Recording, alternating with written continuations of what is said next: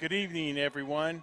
Will Torres, Ron Rubio since day one, coming at you live from Edgar Stadium, where we have the visiting Brawley Wildcats taking on the Modern Day Catholic High School. Ron Rubio, talk to me today. Ron just finished with the JV game. Give me a little bit of highlights on that JV game, Ron. Brief highlight: Brawley Wildcats 33, Modern Day Crusaders 26. A well-fought, well-played JV football game. Probably a preview of what we're going to see tonight, Will. Yeah, it's one of those hard-fought battles that you're going to see quite a bit. So a little bit of history on Modern Day here, Modern Day Catholic. So back in the day, before 2007, Ronnie, they were the powerhouse. Of course, they were also called, back then, they were also called Marian Catholic at then. And, you know, you talk about the early 90s, mid-90s, and right before the 2000s, I mean, they were the powerhouse in any division. You know, people didn't even want to play them. Things, you know, they used to run the show. So there's a little bit of history that the Brawley Wildcats had with Marian Catholic. In 2001, they lost to them. That's when Dominic Aguirre was at quarterback, and then you had Mitchell Reese was a running back. Tough group of kids, a very tough group of kids. I remember that playoff game. It was a semifinal, and it was one of those daytime games, Ron. Brawley ended up losing. I believe the score was 28-7. And then, as history has it, in 2004, of course, when you talk about 2004, Ron, you think about the championship team. Brawley came back. They had Marian Catholic on their schedule, and the score ended up 28-7. Was that a playoff game? Now, it wouldn't have been a playoff game because, remember, Brawley had to buy the first one. Then they played Uni, and then they played one of the 4 series, the St. Augusta team. It was just one of those preseason games. So Brawley ended up winning that game 28-7. And then, of course, after that, I don't know what really happened to Marian Catholic, but in 05, Brawley went ahead and beat them 55-0. Wow. But all that is history, Ron. That's history. And right now, Modern Day Catholic is starting a new tradition, and I wouldn't even call it so much a new tradition. They're making it back. Ron, give me a little bit of a background of what's happening with them. And look, they're ranked number 1 in Division III. They're ranked number 3 in all over San Diego County. And with Brawley being ranked number 6, we should have a good competition tonight. Well, you know, back to their rankings, you know, everybody's big on rankings, and the rankings we pulled up was, they're ranked number 1 in Division III. Brawley's number 6. So if the playoffs were to start today, you know, you have a number 1 and number 6 heading off against each other. Another thing, they're number 9 overall in San Diego. They're also, in the state of California, they're ranked number 72 if you're into the rankings. But those are the numbers. The deal is, Modern Day Catholic is back. Yes. Marian Catholic, whatever, you know. They were Marian Catholic. Now they're Modern Day. They're a very good football team. The kids are great. I sat around, talked to some of their kids, coaching staff. It's a great football program to be part of. Beautiful facilities. And you know what? You have 2 good, traditionally sound football teams out here. The Brawley Wildcats from the IVL doing what they can do, and then you have the Marian Catholic. Sure, the odds are stacked against Brawley. If you look at, if you go on numbers and you look at this roster up and down, these kids on Marian Catholic, they have size, they have speed, and that's nothing new to Brawley. When was the I mean, how many times, if I had $1 for every time somebody told Brawley, hey, the other team is bigger, stronger, faster than you, hey, I probably wouldn't be here talking right now. Well, yeah, I mean, look, you're exactly right. You're going to have 2 tough teams. So we got a little bit more information when we get back right after this break.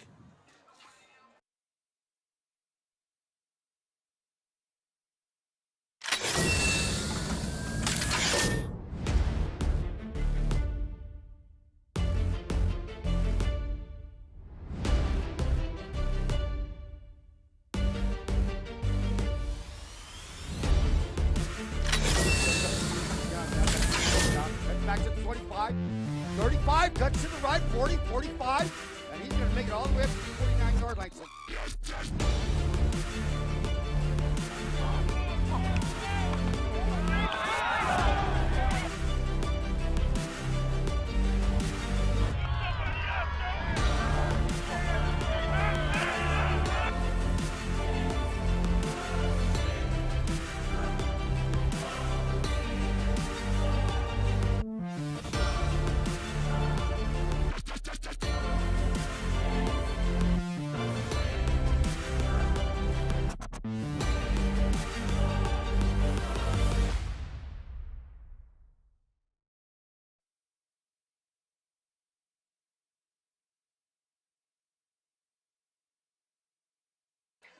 Welcome back, everybody.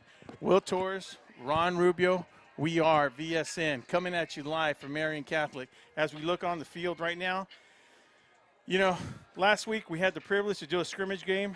Coach John Self brought his Brawley Wildcats. He brought them down against a very tough Division II Scripps Ranch team, Ron. Talk a little bit about that scrimmage. Well, Division II, Scripps Ranch, look, every bit of it, you have to realize that was a tough scrimmage for the Wildcats. Scripps Ranch took every ranking they deserved. They played like it. They were on fire. The score means nothing, but I could tell you what, it wasn't what John Self and the Brawley Wildcats wanted to come out with.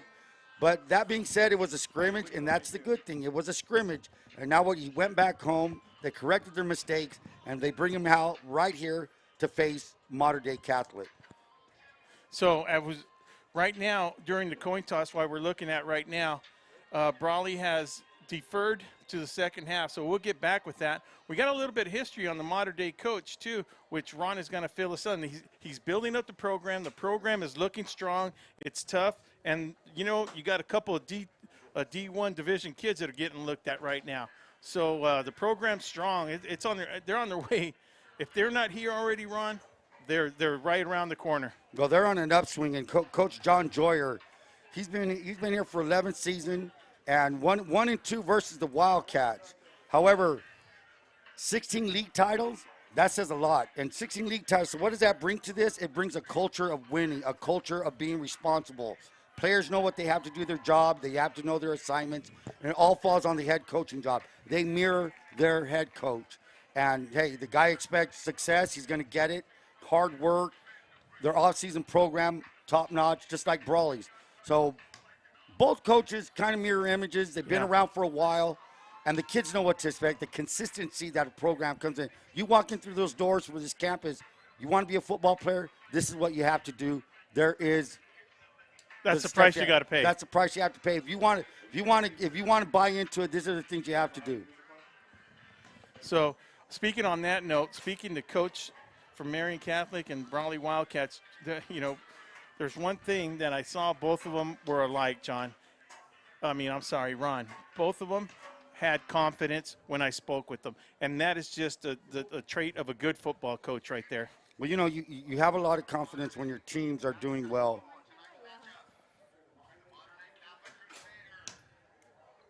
I think it's time for our national anthem. So while we get ready for our national anthem, we'll be right back after this.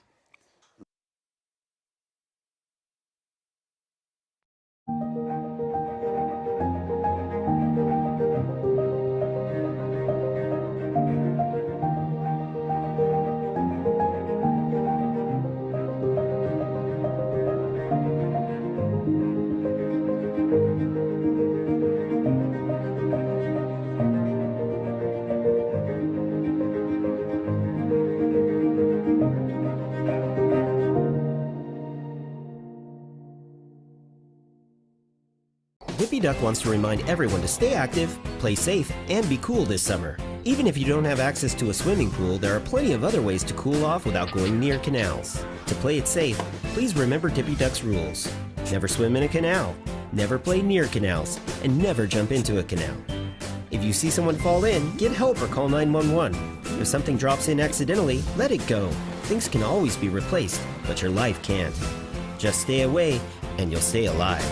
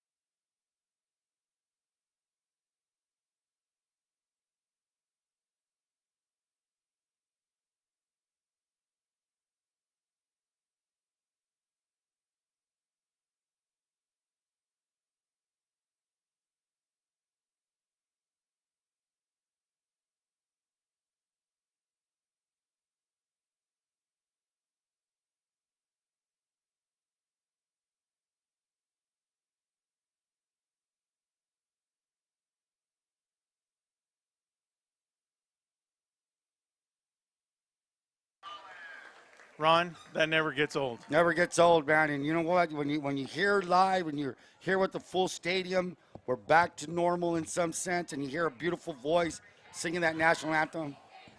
Yeah, I mean, yeah, I think a key word you Don't said look that- at me. Yeah.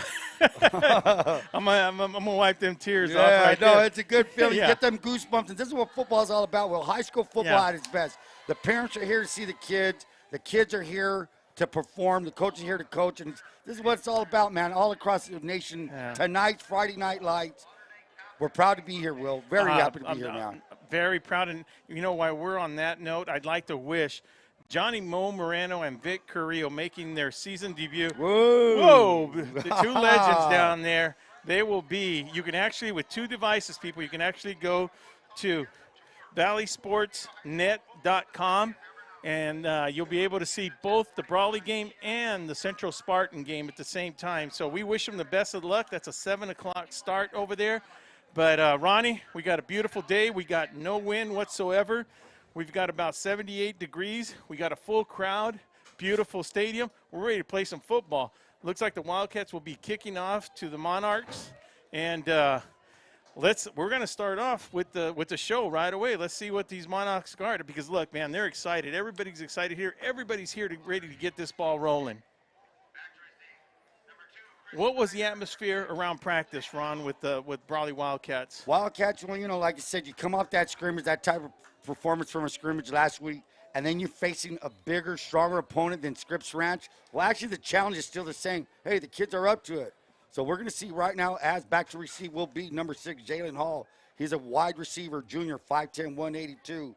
Alongside Chris Snyder, wide receiver DB, 6 foot 180. Hey, modern day is 6 foot everywhere.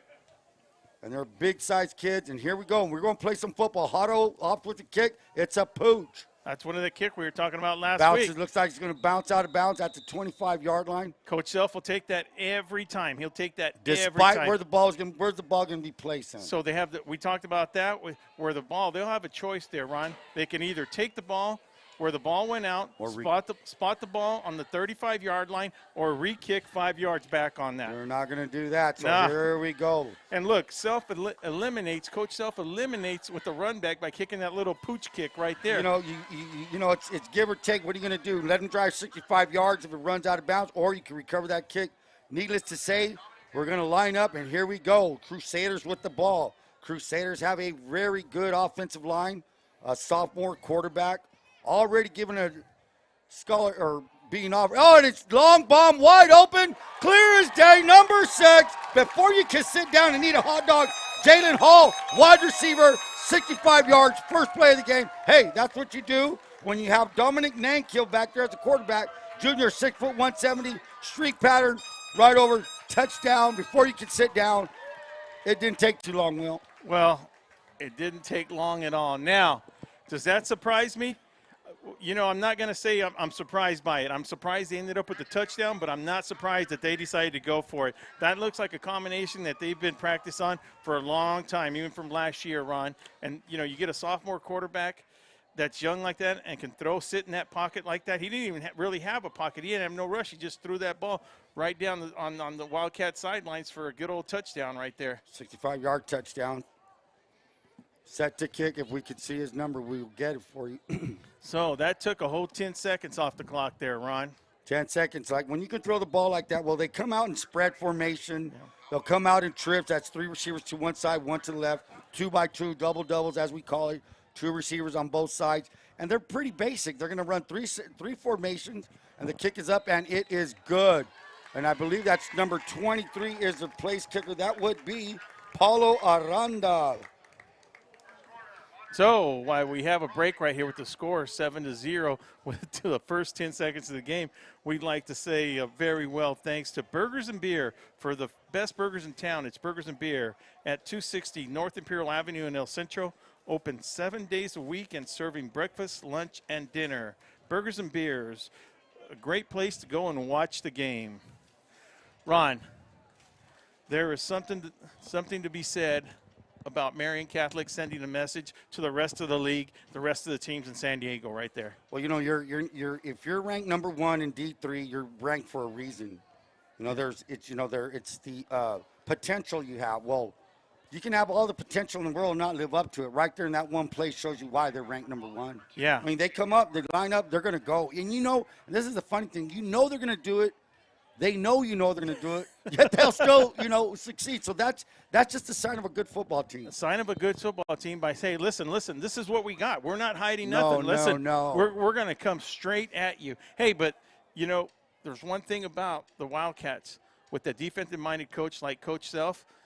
This is what he does good right here. He comes back. He gets these kids under control, gets them calmed down. Hey, listen, guys, the score's only 7-0, guys. Let's just stick to our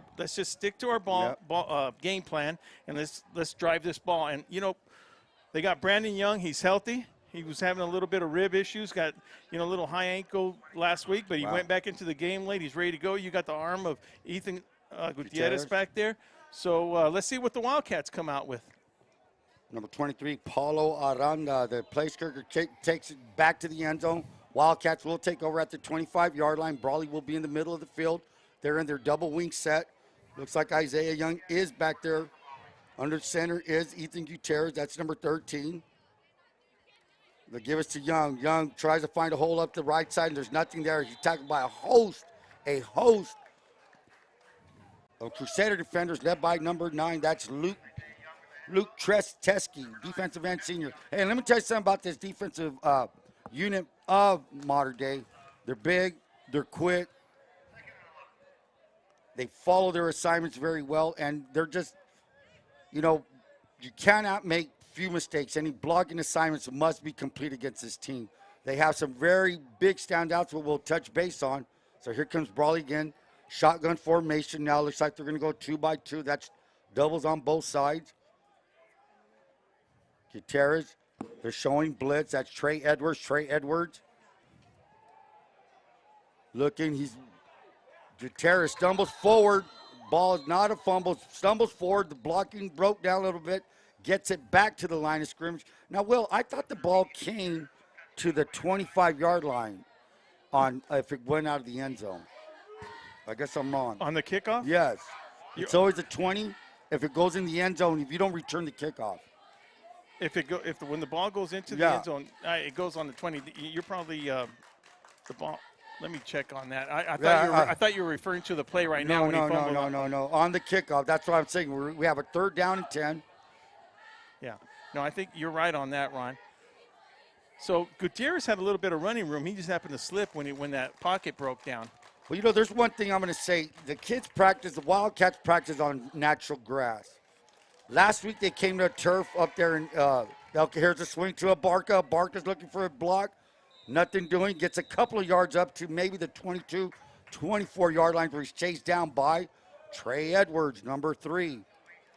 Well, with it being 4th down right now, Ron, one thing we did see a positive sign besides that first kick, Carranza's kicking game in the punt formation. True. That's one thing that they're going to need if they don't get things rolling right here. They're going to need a good punter right now. And this, the last thing you want to do is put Mater Dei at midfield right now.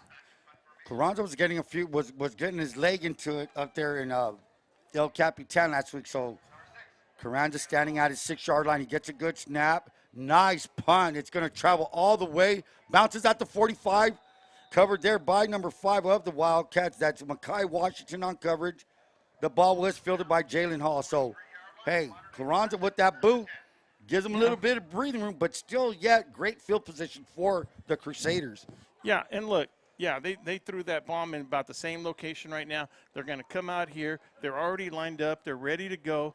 They're going to look to see what defense the Wildcats come out in, and then they're going to either stay with that same call or change the formation. Let's see what the Monarchs do on this series right here.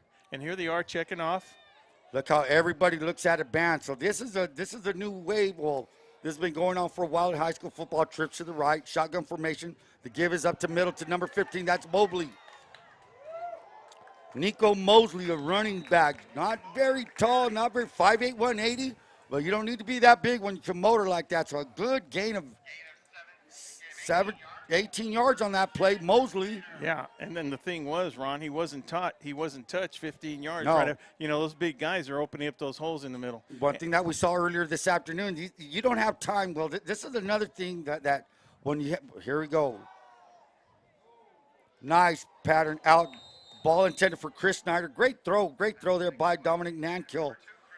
What I wanted to say, like David Shaw from Pure called NASCAR, you just want to go, go, go. Look at that. The referee sets the ball.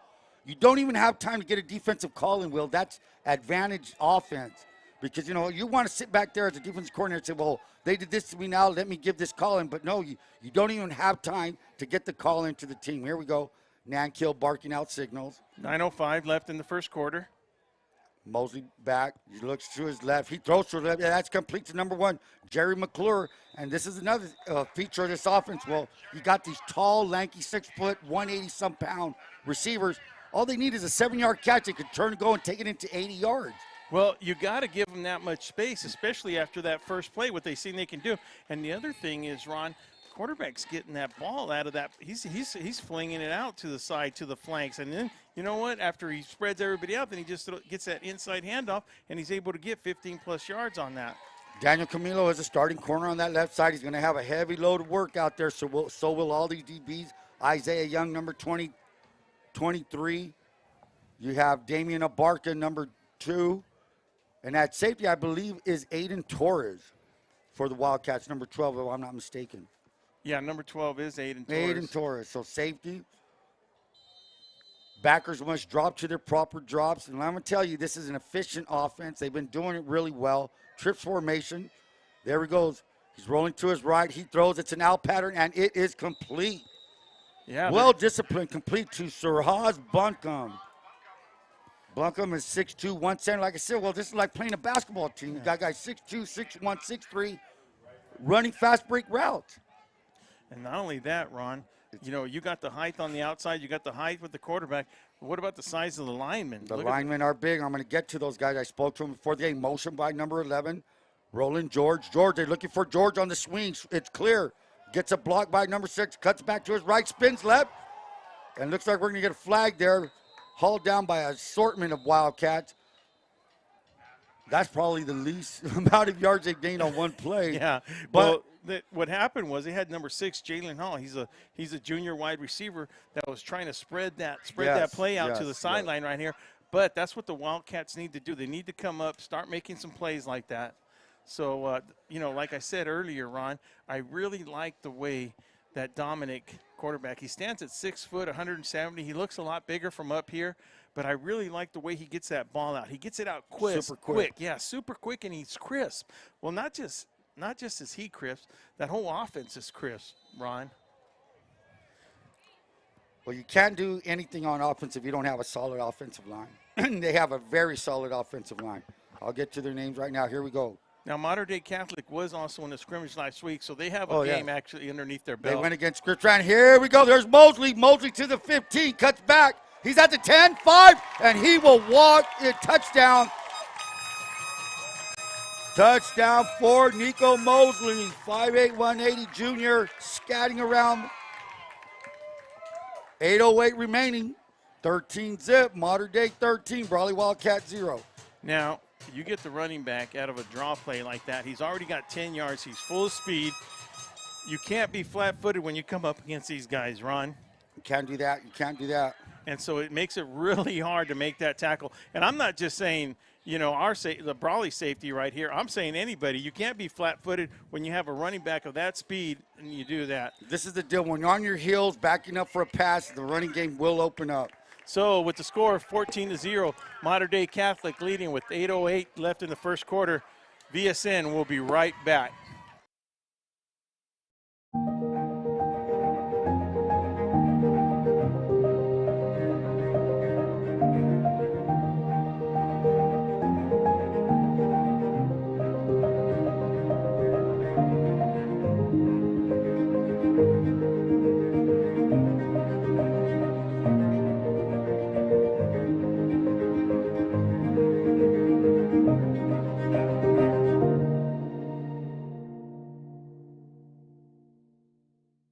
Dippy Duck wants to remind everyone to stay active, play safe, and be cool this summer. Even if you don't have access to a swimming pool, there are plenty of other ways to cool off without going near canals. To play it safe, please remember Dippy Duck's rules. Never swim in a canal, never play near canals, and never jump into a canal. If you see someone fall in, get help or call 911. If something drops in accidentally, let it go. Things can always be replaced, but your life can't. Just stay away, and you'll stay alive. Welcome back, everybody. Brawley just received the ball after Mater Dei Catholic gets another touchdown, making the score, we said, score 14-0 with 8:02 left in the first quarter. Ron, okay, now you're down 14. Now, look, they're showing their colors. Mater Dei Catholic is showing their colors. They're not going to take their foot off the pedal, that's for sure, because they need all the reps they can get right now, you know. So the Wildcats are going to have to come up with something to stop this very strong. Stop the bleeding. Yeah, and then they're going to have to come up with something with their own offense against this strong defense. Well, let me tell you something right now. Both sides of the ball complement each other. Here we go. Gutierrez Gutierrez is at the 30, I'm sorry. Spun around, gets enough yardage, maybe 6-yard gain. Second down and 4 for Gutierrez. Now, this is something that happened last week to the Wildcats. Gutierrez was set up to throw, had to set up, throw, and decide to run right away. Pass protection breaking down. Yeah, there's one thing you can never do. You don't count these Wildcats out, because what they need is a decent drive out of here. And, of course, 7 points up on the board is going to help them out tremendously. But most of all, they just need to start pushing these Mater Dei Catholic, back. Make them start around the 20-yard line. If they have to give the ball up, don't let them be starting, anywhere plus 40 to 50-yard line midfield. That gives them that great opportunity and a short field to play on. But Ethan Gutierrez, he's going under center now. Ron, that's something we didn't see during that whole scrimmage. Sure, to the left. The handoff is to the left side for Isaiah Young. Young pounding forward for a first down. Brawley's first down of the game. First down of the game. Hey, this buys the defense a little bit of time. They get a first down. Let them get their air underneath them. Let's see if they get a drive going. Hey, Ron, do you think Brawley's going back to their roots, that running game off the inside veer? Why not? Why not? Yeah. They have variations. They could walk up, spread, go shotgun, and they can go under center. They have to be versatile. You never know what a defense is not going to allow you to do. Then you go back. What do you got in your back pocket? Hey, I'll go under center, spread them out a little bit. You got 2x2 on both sides. Single back is a big boy there, Isaiah Young. Gutierrez shouting out to his left side. I'm telling you, you're looking at this Mater Dei team. Guns it out to Damian Abarca. That's what they have to do. Get that ball out quick. You do not want Jason Harding, defensive end, 6 foot, 230, coming at you. Luke Teskey, hey, their mirror image, 262, 235. Number 8 and number 9, guys, look at them on the edge. They're coming. Ron, they're coming at you. Let me ask you this. Look, take COVID, for instance, right now. I'm going to use it for a reason why it happened, but not really an excuse. These kids are young, Ron. These kids are young. Most of them haven't even been in the varsity locker room till this year, and some of them are juniors. You know what I mean? So now they come to Mater Dei. They look at this field. They look at the size of that. Hey, listen. Now they're settling down. This drive is really important, I think, Ron. Option was fake to Young, and here comes Gutierrez. Gutierrez pulls the fake. Like you said, going back to old roots, that's old option. Fake the dive, pull, great read by Gutierrez. Gutierrez, very similar to that play he did against Hilltop, where he went 80 yards. So here we go, 1st and 10 for the Wildcats. They strung together 2 first downs back-to-back. They're now at the 44-yard line, left hash. Now, what you want to do is slow the rush down. Like I said, look at these number 8 and number 9. Then they get a good push by the big guys in the middle. Right now they're running with, I'm not sure who the number 56 is, Luciano Arce. Arce can push you back, man. He's built like a little brick couch tank. And number 60 is not a small guy either. Frank Zhu, 5'10", 195. So there's some weight there. But look at the edge, 8 and 9. Here we go, Gutierrez, shotgun formation. He's looking right. He does it. He pulls 40, 45, 50. 45, 40, gets a block, 30, cuts back to the 20. He's at the 15, 10, and he's going to be brought down by number 3. That is Trey Edwards. Trey Edwards, let me tell you, he's He's got all the prospects in the world. Trey Edwards. Let me tell you something about number 3 after that great run by Gutierrez. So Gutierrez, this is the life they needed. This is the energy they needed. 1st and 10. Now, ball's placed right at the goal, at the 10. 1st and goal, right? No first down, nada. Okay. So timeout called. Timeout called. They're going to have to adjust their defense. So VSN will be right back after this. Dippy Duck wants to remind everyone to stay active, play safe, and be cool this summer. Even if you don't have access to a swimming pool, there are plenty of other ways to cool off without going near canals. To play it safe, please remember Dippy Duck's rules. Never swim in a canal, never play near canals, and never jump into a canal. If you see someone fall in, get help or call 911. If something drops in accidentally, let it go. Things can always be replaced, but your life can't. Just stay away, and you'll stay alive. Welcome back to VSN. Will Torres, Ron Rubio. Ron and I were just talking during the break. Now, this is just me thinking right here. You know, Brawley had a scrimmage, and of course, Modern Day Catholic had a scrimmage, but maybe modern day people went to go see Brawley scrimmage, and they knew that they never went off a center. They rarely ran the ball. If anything, it was that little quick pass to the out to the flats to Young. Now they're seeing a different offense. So coach calls times out. He's going to change them. Ball's being placed right outside, right on the 10 yards, so they won't be able to get a first down. They're going to have to come away with some kind of points out of here, Ron. You know, it's really kind of tough when you're the smaller team. Brawley at the 10-yard line, the field is shorter. You have 10 yards to the goal line plus the 10 to 20-yard field advantage size of the defense. Let's see what the Wildcats have. Under center is Gutierrez, double wing formation. Somebody went the wrong way. Most likely it was Young. Yeah, who knows? So that I can't afford that.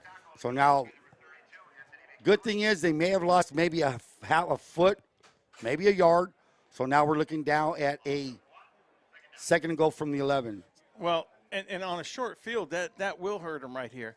So the one thing that we're also seeing out of these Wildcats, as everybody else is also seeing, they're now huddling up, Ron. They're taking some time off that clock. That's what right you here. have to and do. You have speaking to of slow clock that right down. now, there's 5:11 left. That's what the Wildcats need to do. Slow this game down. Let them control it. That's what Coach Self wants to do. Young looks like outside veer, outside dive off the left tackle. And while we have a little break, I'd like to give a big thanks to the Dom team. Real estate company serves the entire Imperial Valley with a full array of services, not only limited to residential, but including farmland, commercial, and industrial ground. For honest and reliable real estate advice, call the Dom team. Give Doug and Andrew a call at 760-337-8600. Back to the action with play-by-play Ron Rubio. 3rd and 11. Gutierrez in shotgun formation. 2 receivers to his left. 2 to his right. Short formation on the short side. Isaiah Young is the back. Single back. Big play right here. 3rd and 11. He's looking left. He throws down the middle. Not sure. Looked like a mesh route. You got 2 guys in the middle. 1 on top, 1 high, 1 low. And the quarterback takes the pick. Whoever gets open behind those linebackers. Looked like the umpire kind of was in coverage there, wasn't he? Well, it looks like he helped them either way. Well, somebody was detoured there. Yeah. Needless to say, we're going to have the Wildcats. We'll have a 4th and goal from the 11. No doubt, no brainer. What do you do, Will? 3 or just? No, I agree with this. I really do right now. Listen, this is a good momentum. Now, whatever happens, they're going to stay deep in their field. The defense is going to be up to the defense to stop them. But look, regardless, man, they put them deep back here, Ron. I totally agree with this. And I like seeing it. I like it. Same formation. Here we go. Gutierrez is looking right. He's rolling right. He shoots the corner of the end zone. Looks like Makai Washington may have slipped. Tough patch to throw in the corner. Like I said, that condensed field really hurt the Wildcats there. Yeah. You know, and sometimes, well, positive note, Wildcats got some first downs, got deep into the territory, made them burn a timeout. Modern Day burned a timeout. They were concerned, so there's a little bit of concern. Well, but with this kind of offense, they can strike from anywhere on the field. That's true, Ron. But the good thing is they pinned them back. They're down in the end zone. Of course, the Wildcats did not come out with any points. But as long as they hold them right here, keep them on this side of the field, make them punt. And the Wildcats, they're not out of it. They're still in it. The score is 14-0. Look, the Wildcats got to know just to calm down. They know they can move the ball, and that's a positive sign. True that. That is true. Here we go. And look at this set. Empty backfield. 4 receivers to one side, 1 to the left. You have 5 receivers you got to cover. It's like a basketball team. Now they move Mosley back behind Going to give is to Mosley up the middle. Mosley weaves his way up to the 10, 20, 25, 30, 40. Aiden Torres able to knock him out. Hey. So you were pinned down at the 11 and you get a 30-yard run. This is just something that's what these offenses do to you. You're on your heels. Here we go again. Well, look, Nico Mosley might not be a big guy, but he didn't show he was that too small. Nico Mosley ran well against Steel Canyon last week. Here we go. Nankill looking. He's got all the time in the world. Rush, rolls out to his left. He's going to just go ahead and take it out. Robert Platt shoves him out of bounds at the 40. That's a positive play. Maybe a gain of half a yard. If not, back to the line of scrimmage, which would be the 40-yard line. Are they spotting it at the 39? So no gain, no gain. Maybe loss of half a yard. Let's go back 2 plays on that, Ron. Now I know it was a good run by Mosley, but look, Ron, he had 3 missed tackles right in between the 2 tackles. Yeah, I missed that. Well, and you can't. Hey, when you're playing offense like this, you can't miss tackles. Yeah. If you have them, you got to. If you can't wrap, where's my teammate? Let's get some gang tackling going on, and let's kind of calm this offense down. Doubles on both sides. Ball's on the left hash. Single back is Mosley. Dominic Nankill is the quarterback. He's looking. He throws complete to number 11 over the middle seam route. Cuts back to the 20. Spins to the 15. Finds his way to the 10. 5. Rolls over to the 5. Brought down by Damian Abarca.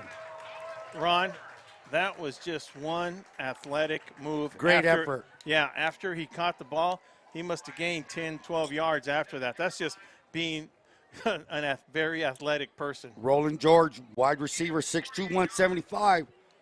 And so if you were go up and if you're going up and down this roster, man, it's just 6'2", 6 something. Here we go. The give is on a sweep. That's number 2. That's Snyder. Snyder cuts back to the 5. He's going to roll up and he's going to be brought down by. And we're going to get a penalty there. We're going to get a penalty. He was brought down. Aiden Torres. Aiden Torres there on the tackle. Great tackle by Aiden Torres. And number 67 of the Wildcats, Bernie Bustamante. Good to see Bernie back. Bernie had I believe, a cracked bone on his hand. Bernie Bustamante with the tackle. But it's the effort these kids do when they have the ball, man. You just saw number 11. You just saw George with it run like that. Now you have the Snyder. Anybody that touches his ball can score just about. 3:26 to go in the first quarter. So with a penalty on the Wildcats? Penalty is half the distance to the goal line, yeah, on the Wildcats. Ball is on the 1-yard line. Single back is Mosley. The give us, no, it's a slant. Wide open touchdown, number 5. Saraz Bunkum on a slant. Hey, you're at the 1-yard line. 90% of the time, what are you going to do? Dive. Yeah, you're going to dive, and if that don't work, you got 3 more chances to try it again. But you said it earlier, Ron. Look, these guys, look, you know what we got. Look, we're going to throw everything at you. It's your job to stop us. That's, to me, that's what the mentality that this modern-day Catholic team has. Look, we're coming out after you. And like we said earlier, they want to send a message, Ron. They want to send a message. Come playoff time, come rankings towards the end, they want to be one of those teams that are up there in the top that are considered for the state championships. They sure do. And, you know, they're playing like it right now. It's game 1. This is week 1. They know they're ranked. They're going to have that ranking for a while until somebody knocks them off. Yeah. And while we got a minute right here before the Brawley Wildcats receive the ball here, Ojeda Industries, located in Brawley, for your commercial and industrial equipment supplier. Ojeda Industries is proud to sponsor Valley Sports Network and also was voted Ivy Press Reader Choice for Best Farming Equipment in 2019, located in Brawley, right across the street from the airport.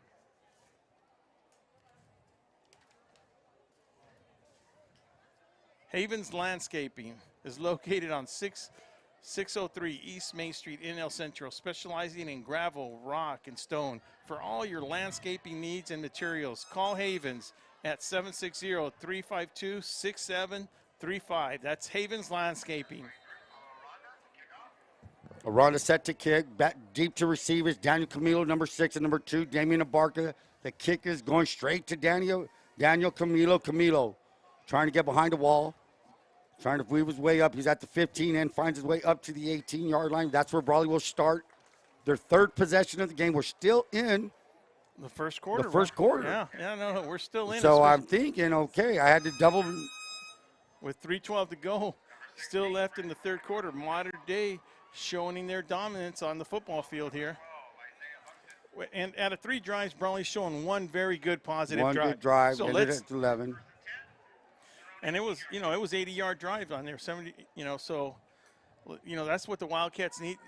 They also need confidence after this game. No matter what happens, Ron, that's what the Brawley Wildcats coach Self and the coaching staff is going to want. They're going to want confidence out of the game. Next week, they face Valley Center. So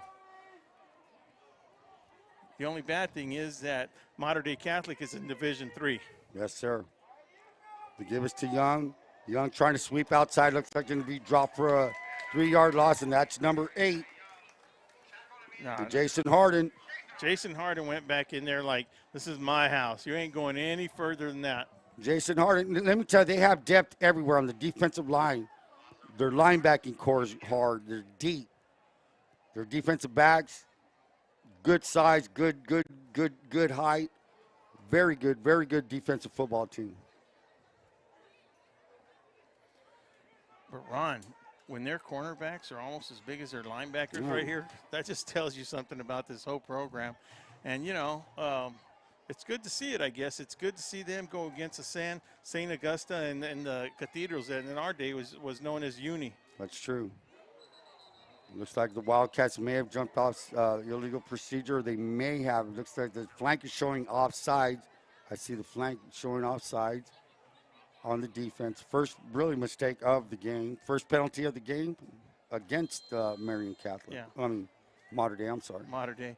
And Ron, of course, Will Torres, Ron Ruby, your play-by-play guy. What a beautiful facility this is right here. Really nice. The environment is nice. The give is to Young, trying to find his way up the middle. Good run of 5 yards. They're going to make it a second down And the good thing about that, they went right up the middle on that, Ron. So the thing is to get, tell you the truth, Wildcats need a first down on this one. Is it the end of the game after that if they don't get it? No, but I'll tell you what, let's talk about that little bit of confidence. They need that little bit of momentum to keep them going, Let them know they can drive the ball down the field, get some first downs. You still have the weapons. You have Ethan Gutierrez. You have Daniel Camilo. You have Isaiah Young. And with 1:34 and counting, still in the first quarter, Mater Dei Catholic leading Brawley Wildcats 21-0. Wildcats in a 2-back set, shotgun formation. Tyler Carranza, number 42. Gutierrez with the snap. The rush is on. He escapes, but not for long, and that's number 8. That's that defensive end. That's Jason Harden. That's the second tackle of the series. Yeah. Tackle for a loss. They come at you while the motors are running. You watch film on these guys, and the first thing you say is, wow. It's just, and like you just said, it's the size, the speed, and the precision that they come at you. So, Ron, as soon as you said two backs in the backfield, I went straight to the defense. Ron, they almost had everybody in the box except for the 2 outside corners. So they were coming at the Wildcats hard back there. Carranza's at his 1-yard line, about to set the kick.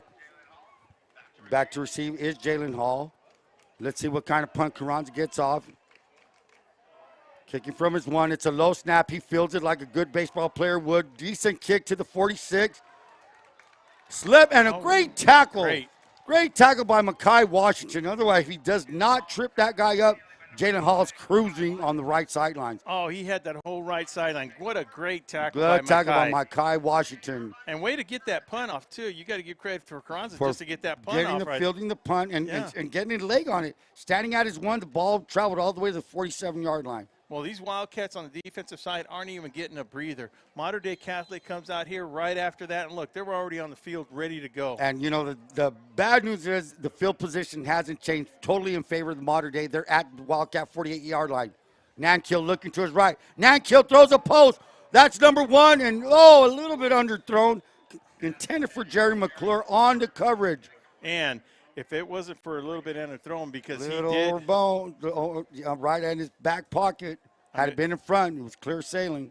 It would have been another 6. Check this out. You run a deep pattern, 46 yards. You got to hustle back, line up, get ready to go. Yeah, got to give these guys credit, Ron. you know, you're exactly right. 40 yards down the field, whether you catch it or not, you got to get Get back in formation. Line up, and let's go. Nankill back.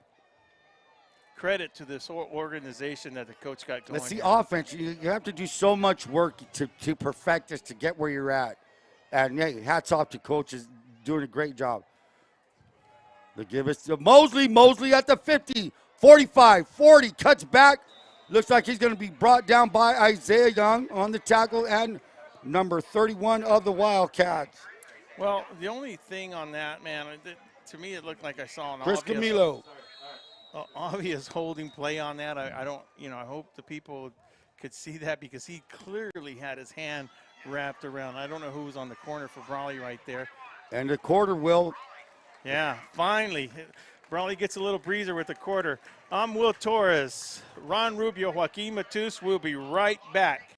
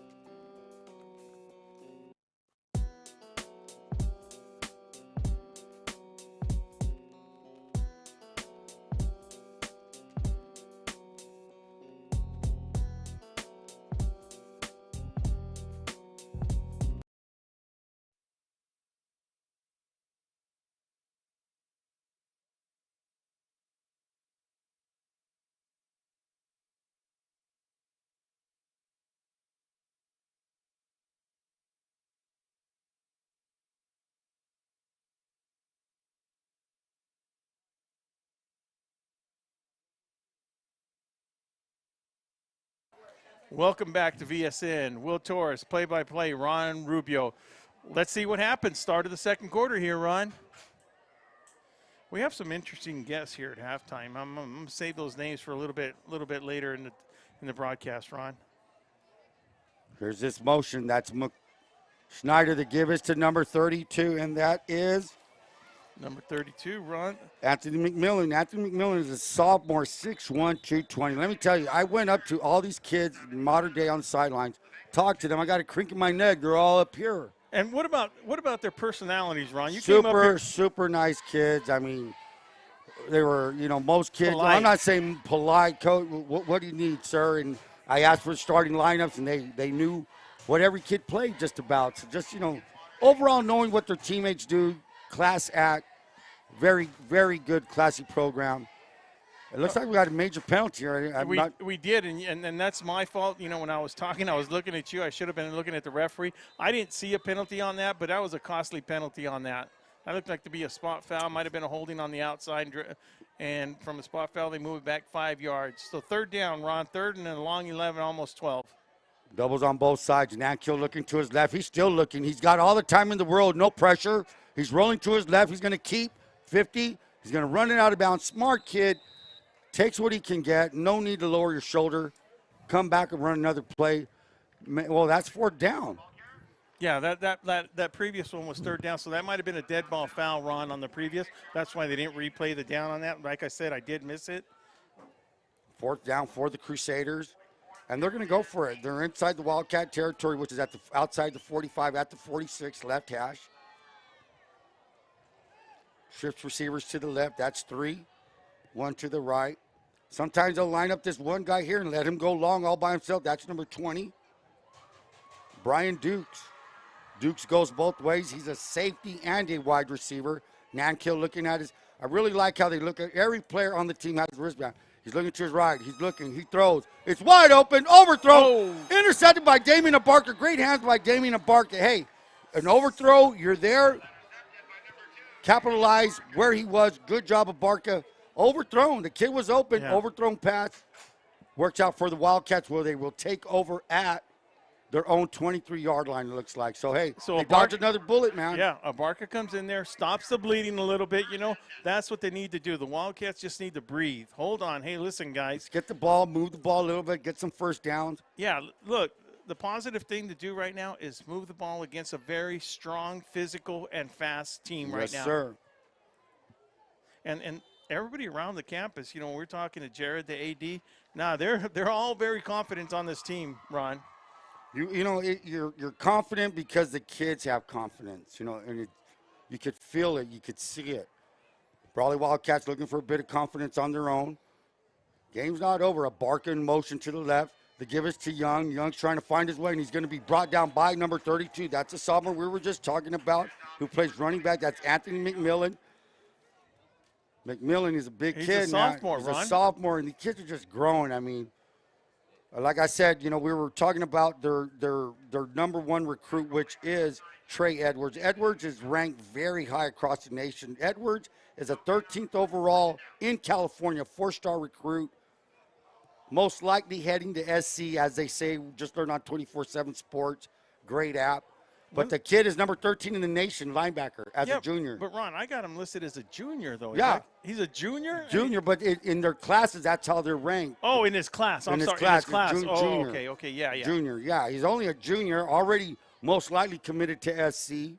And here's Gutierrez. Gutierrez looking to his left. He throws and nails it. And was it a pick? Now the ball's gonna be marked as a catch. I'm just wondering which way is that ball gonna go. It's going towards. It looks like Dukes from. That was Brian Dukes. He just scooped it up. I thought Barca had it, and Dukes came over with a great athletic play. Now by Brian Dukes. I mean, that was just a great play by Brian Dukes. 6'4", 190, senior. So.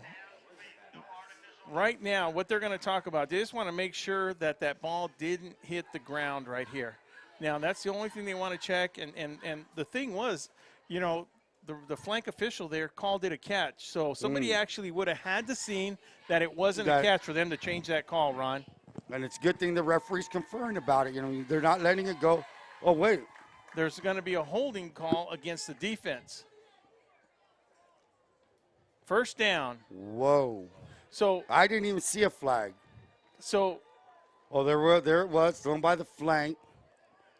So defensive holding. They got a defensive holding now. Okay, but the thing was, so it was an interception. The only thing that happened was that penalty nullified the interception right here, and that gives them a first down. I get you. Okay. Yeah, but you're right. It must have been coming up from somewhere else. I didn't see the flag either, but you know that's just what happened on that play. So good. I mean, listen, you know something's going the Wildcats' way right here. Brian Portes, number 52, bringing the ball up. That's the center, junior center. Started as a sophomore last year, anchoring that line. Tony Adiaga is the left tackle. Gutierrez calling signal. 2 receivers on both sides. 2 by 2, they call it. Young swings out. He's looking, breaks down, tries to get up. Brought down by number 9 of. Number 9, that's Luke Teske. He's a defensive end senior. Teske. 6'2", 235 pounds.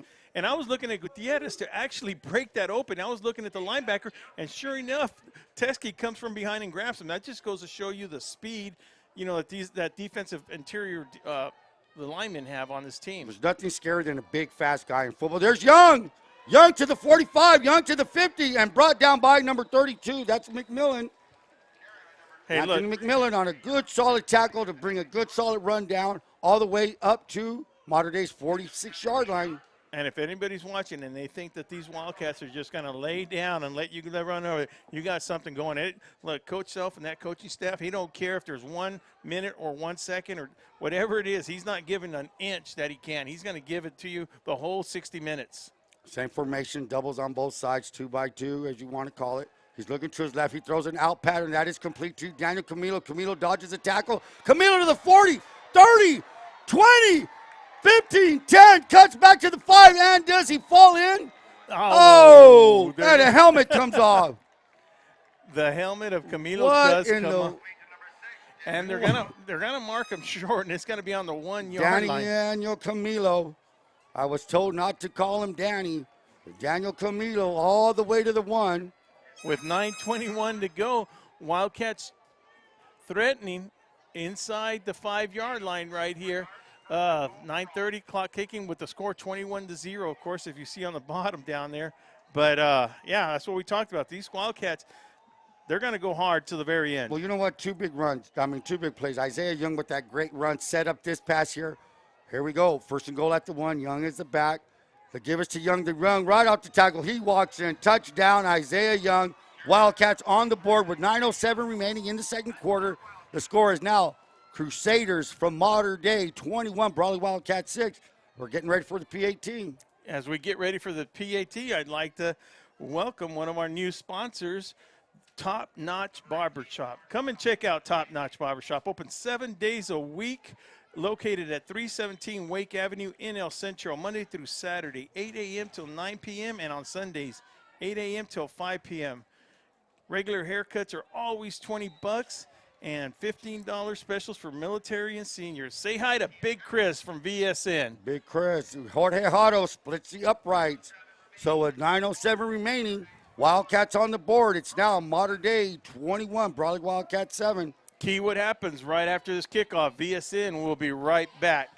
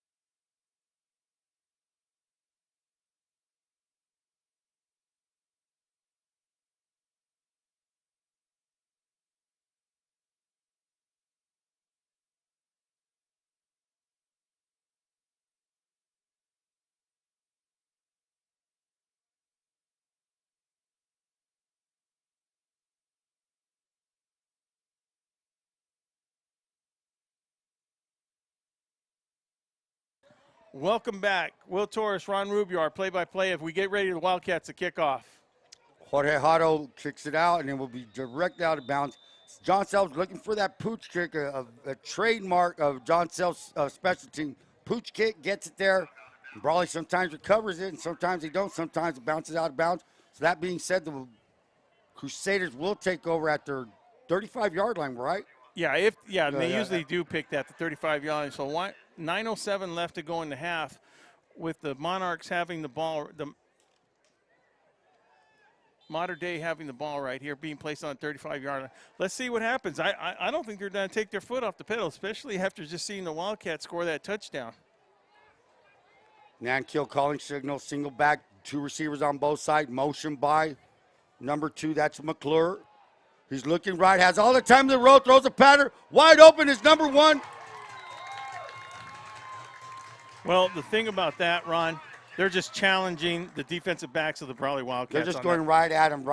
On the coverage, not too bad a coverage. Gilbert Corrales, Tweety Corrales on that post, reception complete to Jerry McClure. Hey, they find the matchup they think they can win. That's the deal. Yeah. It's kind of like a run-pass option maybe. They look, their coach sees, oh, bad snap. Bad snap. They weren't ready. Don't know whether they were looking at the coach. However, fortunate for the Brawley Wildcats, ball's all the way back to the 35-yard line.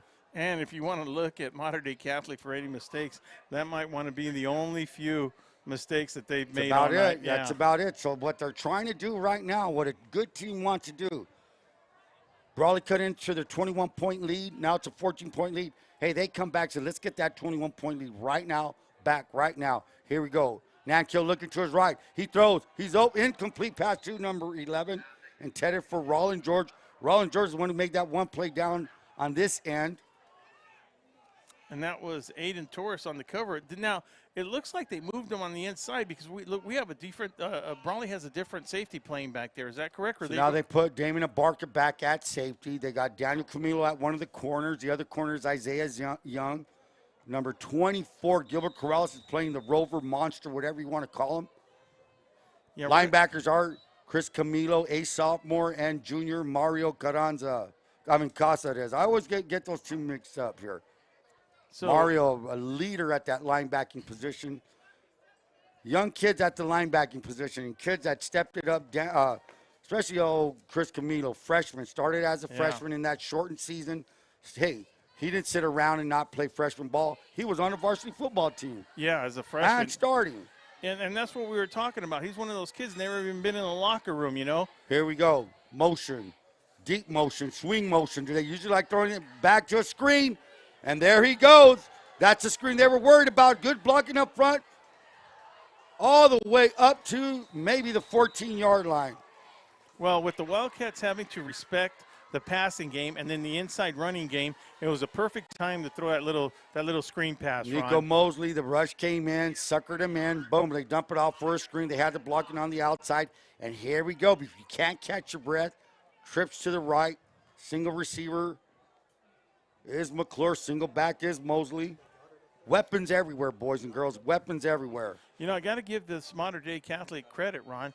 They're in pretty good shape to be getting back on that offensive field. And they've been on the field quite a bit, this offensive team. The pitch is to Mosley. Mosley, the 15-10, cuts back, flag on the field, 5, falls forward to the 5. Good gain on the play, was 4th down. 4th and 5. And they go with the pitch. So that's the deal about playing offense like that. A while back, they were 1st and goal at the 1. You think it's a run? No, it's a pass. 4th and goal and 4th and 5, they run with a pitch instead of a pass. You got to scratch your head as a defense coordinator. You don't know what to call. You think you might have been ad-libbing on that one, though, Ron? I don't know. No, man. That was a designated play right there. All right. So with that note, though, we do get the modern-day Catholic with the hold call. Holding. That hold call is just going to add 5 yards from the line of scrimmage right there, making about 4th and 15, Ron. 4th and 15. Still gives modern day in this position right now a bigger field for that passing game. 4th and 15, you know it's going to be a pass. Let's see what they have. Doubles on both sides.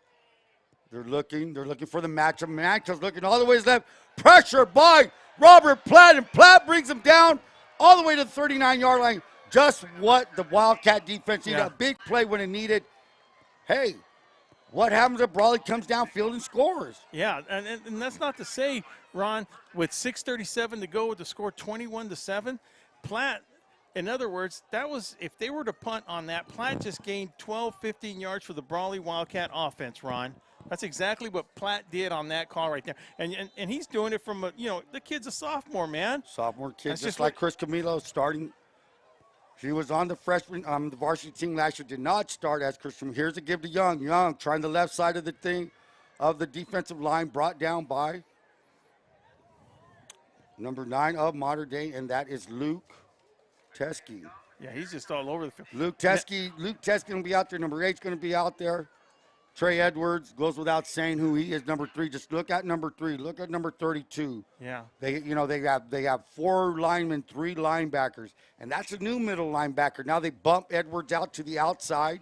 He's usually the middle linebacker. Move him around. So, Ron, with 6 minutes to go, one thing the Wildcats want to do, if by chance they don't score, they don't want to leave no time left on the clock for the modern-day Catholic to get the ball back. Be nice if the Brawley Wildcats could run some plays, running plays, and drain this clock a little bit. Gutierrez, he's looking. He throws a deep out to Barca. Barca at the 40. So even though that's not too many yards, a gain of 1 yard, it's a completed pass. You have to respect that as a defensive coach and defending team. Yeah, and he threw that from hash mark to the sideline on the opposite side of the field. So that's showing Gutierrez's his arm strength on that, which is I'm pretty not a good. mathematician. I don't know how long that was, but boy, that sure was a dart. Well, just do 3/4 of 55.5 yards across the field. Whoa. Fractions, I can't figure it. Here we go. All right, here we go. Ball's on the right hash. Ball's at the 43-yard line of the Wildcats. 3rd and 7. Double receivers. Let's check that. Trips to the left. Gutierrez shotgun formation. Isaiah Young is the single back. Throwing down for sure. Wildcats would love to get a first down. They're going to move Young to the right now. Watch out with the time clock. Here we go. They give us to Young up the middle. Young. He needs and to what get it. A nice. I say he gets it, Ron. He gets it. It's a first down. If we're going by this flank here, it's a first down for the Wildcats. Right over into Crusader territory, 49-yard line. With the clock stopped, 4:43 to go, and I do believe the Wildcats have all their 3 timeouts. I'm looking on the screen here. It looks like they do. Yeah, Wildcats have all their 3 timeouts. Ball being placed on the 50-yard line. First down. Plenty of time to get a drive, keep this drive going, move the sticks. Gutierrez telling Abarca how to line up. We got 2 receivers to one side. We may have a delay again or a timeout for the Wildcats. And It good looks like time it's for the Wildcats to call a timeout. They had 3, can't take them with you. Timeout for the Wildcats. And before we go to break, I'd like to say Fred Miramontes, Undersheriff, reminds you that you can start a neighborhood watch program in your rural area. The Sheriff's Department's Crime Prevention Unit can assist you by calling 442-265-2000 for more information. Always support your neighborhood watch. VSN will be right back. Duck wants to remind everyone to stay active, play safe, and be cool this summer. Even if you don't have access to a swimming pool, there are plenty of other ways to cool off without going near canals. To play it safe, please remember Tippy Duck's rules. Never swim in a canal, never play near canals, and never jump into a canal. If you see someone fall in, get help or call 911. If something drops in accidentally, let it go. Things can always be replaced, but your life can't. Just stay away, and you'll stay alive. Welcome back, and as the Wildcats take that timeout with 2 remaining, I'd like to say Brownie's Diner, located at 990 Main Street in Brawley. Brownie's Diner serves up good food with the Town Pump menu. Come by and savor a delicious steak from Brant Beef with their fabulous chicken fried steak.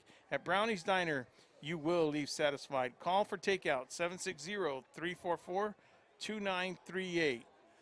All right, Ronnie, let's get back down to the play-by-play with these Brawley Wildcats. 1st and 10 for the Wildcats. Gutierrez shotgun formations, doubles on both sides, 2 receivers on top, 2 to the left. He was looking for Young for a hand, slant to Platt, complete to Platt, completed. It's going to be 2nd down and 1, and that looks like that might be McClure or Chris Snyder, corner. Man, I'm going to tell you something. Little Gutierrez getting on a little bit of a rhythm here. Yeah. Beautiful slant pattern by Platt, ran to the open space, completion, held onto the ball, traffic, looked like man coverage. And we have a big part of that defense and offense on the ground. Well, that's Chris Snyder, wide receiver, 6 foot 180. As we have a player down for Modern Day Catholic right now, I will see on the positive note, though, Ron, whatever happens, look, we're seeing a lot of youth on the Brawley Wildcats side right now. That's one of the positives. And second, Brawley Wildcats are playing a dominant team. They're big, they're fast, and they're powerful, and they're top-ranked team right here. So whatever happens after this, you know, good things are going to happen after this. I do believe in that philosophy, Ron. I do believe in playing up preseason because when it comes to league, you're already used to it, you know. That's one of the things I've always believed in. I know that when in 2004 when William and, you know, John Bishop had the helm there, they were playing all those teams. So I thought it was positive. What's your thoughts on that, Ron? Well, you know what? The thing is when you're playing a team like that, it's a measuring stick. So, you know, you're going up against the number 1 ranked team in your division. You're testing yourself. You're testing what you're made of. What can we do? What do we have in our arsenal? What we do on offense and defense? How do we measure up to their offense and defense? And what's it going to take to get up there in case we do meet in the playoffs? Yeah. So, you know, it's game 1. You're going to have 9 weeks in between, 10, 11 weeks in between before you get into playoffs. So not only are you going to take this experience right now, whether win or lose, but you take that with you. It's in your memory. Yeah. It's in the kids' memory, the coaches. I should have done this call. I should have done that. I should have, you're going to go back, and that's how you review, and that's how you improve. Well, that's exactly right, Ron, because, look, after this game, they know that when they play, they got Valley Center next week, okay? So when they go into that game, hey, listen, guys, we just played one of the toughest teams. Yes. Well, it is the toughest team in Division 3. It is the toughest team. So that's the mentality they got to go in the next week. And then the week after that. And depending, to me, it looks like Modern Day is just, they got a tough game with St. Augusta next week and then Helix after that. So they're not playing, their schedule's not soft schedule. They're playing up too, so good for them. The Wildcats took on Scripps Ranch took Scripps Ranch on in the scrimmage. Now Modern Day, Valley Center next week. 3 games over the hill, coming up the hill. Traveling is another thing that kids, just like in the NFL or college, how well are you as a travel team? You know, road warrior, as you call them. Yeah. You know, good teams win on the road, some don't, you know. And getting up, good to see, is number 2, Chris Snyder, wide receiver at 6 foot, 180 pounds, being able to walk off the field. That's always a good sign when they take a little extra time there to make sure he's okay. So the Wildcats will be looking at 2nd down and about a long 3, Ron. And I don't know, holding his head, it could be. I'm not going to speculate, but nothing wrong with his legs. His legs are moving. Wildcats with the first down. Gutierrez looking. Gutierrez trying to keep his rhythm. He's looking. He's launching. He's open, and that's Daniel Camilo. Great defensive play by number 10. Don't tell me that's Aranda, the kicker. Well, Paulo Aranda, not only can he kick, he can defend. And that's not an easy kid to defend. Daniel Camilo, so probably the favorite of the IVL to win the 100 and 200 next year in track. well, that's good to hear. But we do have a 15-yard penalty that's going to go. Really? Again. Yes. What was it, late hit? It's going to be one of those, the unsportsman or a late hit or something like that, because what it's going to be, it's going to be a dead ball foul. First down. 15 yards, automatic first down. So the Wildcats, look, Ron, still Scratching with away. 3:50 to go. The clock is stopped right now because of the incomplete pass. Wildcats are breathing a little bit of air. You know, they're giving them a little bit of chance. Now you give a little bit of chance to these Wildcats. You give them some points up on the board right now, and that is going to be nothing but positive going into halftime. Ball's on the 27-yard line for the Wildcats. They're catching a break, 15-yard. They missed the pass, and here we go, 15-yard. They give us to Young out the left. Young cuts back to his left all the way up to the 15-yard line. Is he short of the first down? I'm looking at the flank over there on the It's side. going to be a first down. It's going to be a first so down. So the rhythm is happening. Now things are going the Wildcats' way on offense. They have to cash in on this. They can't go away empty-handed. No, that's a very good point. And let's have a score update right now. We have Mount Carmel leading the Central Spartans 6-0 with our sister station with John Moreno and Vic Carrillo. Mount Carmel Sun Devils are visiting the Spartans on Cal Jones Field. 1st and 10 for the Wildcats at 17. The give is to Daniel Camilo. Camilo on a blue pitch. Camilo trying to fight his way up. And a good gain of maybe 5-6 yards. 2nd down and 5 for the Wildcats. One thing I talked about, this team being young, Ron. One thing I'm going to talk about that I had mentioned before, I realize the season is early. I have not seen this team fumble like you would regularly see a young team, Ron. So experience, they may be young, but they're gaining experience. They got to play a 6-game season last year. A lot of the kids got to play. 2:44 and counting down till the half with the Wildcats having 2 timeouts left. Clock ticking. Wildcats not in a real hurry to get a playoff. Gutierrez under center now. The give is to Young to the left. No, he keeps, he pulls. He's at the 10, cuts back. And Gutierrez is going to touchdown. Gutierrez. I thought Isaiah Young had the ball. We got a game, Ron. We got a game right now. This is exactly, look, Ron, this is exactly, and it doesn't surprise me. No, it doesn't. You see the modern day Catholic team come out on fire. They're throwing the ball, they're running, they're doing whatever they can, Ron. Look, Coach Self has been here before. Calm down, calms his team down. Everything will work itself out. Look, we're looking right now. You said it earlier. They needed to come away with some points on here. With 2:22 to go in the half, PAT up. Jorge Haro kicks it right through the middle, and that, with 2:22 remaining, it's the now Modern Day Crusaders 21, Brawley Wildcats 14. We have a ball game, Will. We have a ball game. VSN will be right back after this.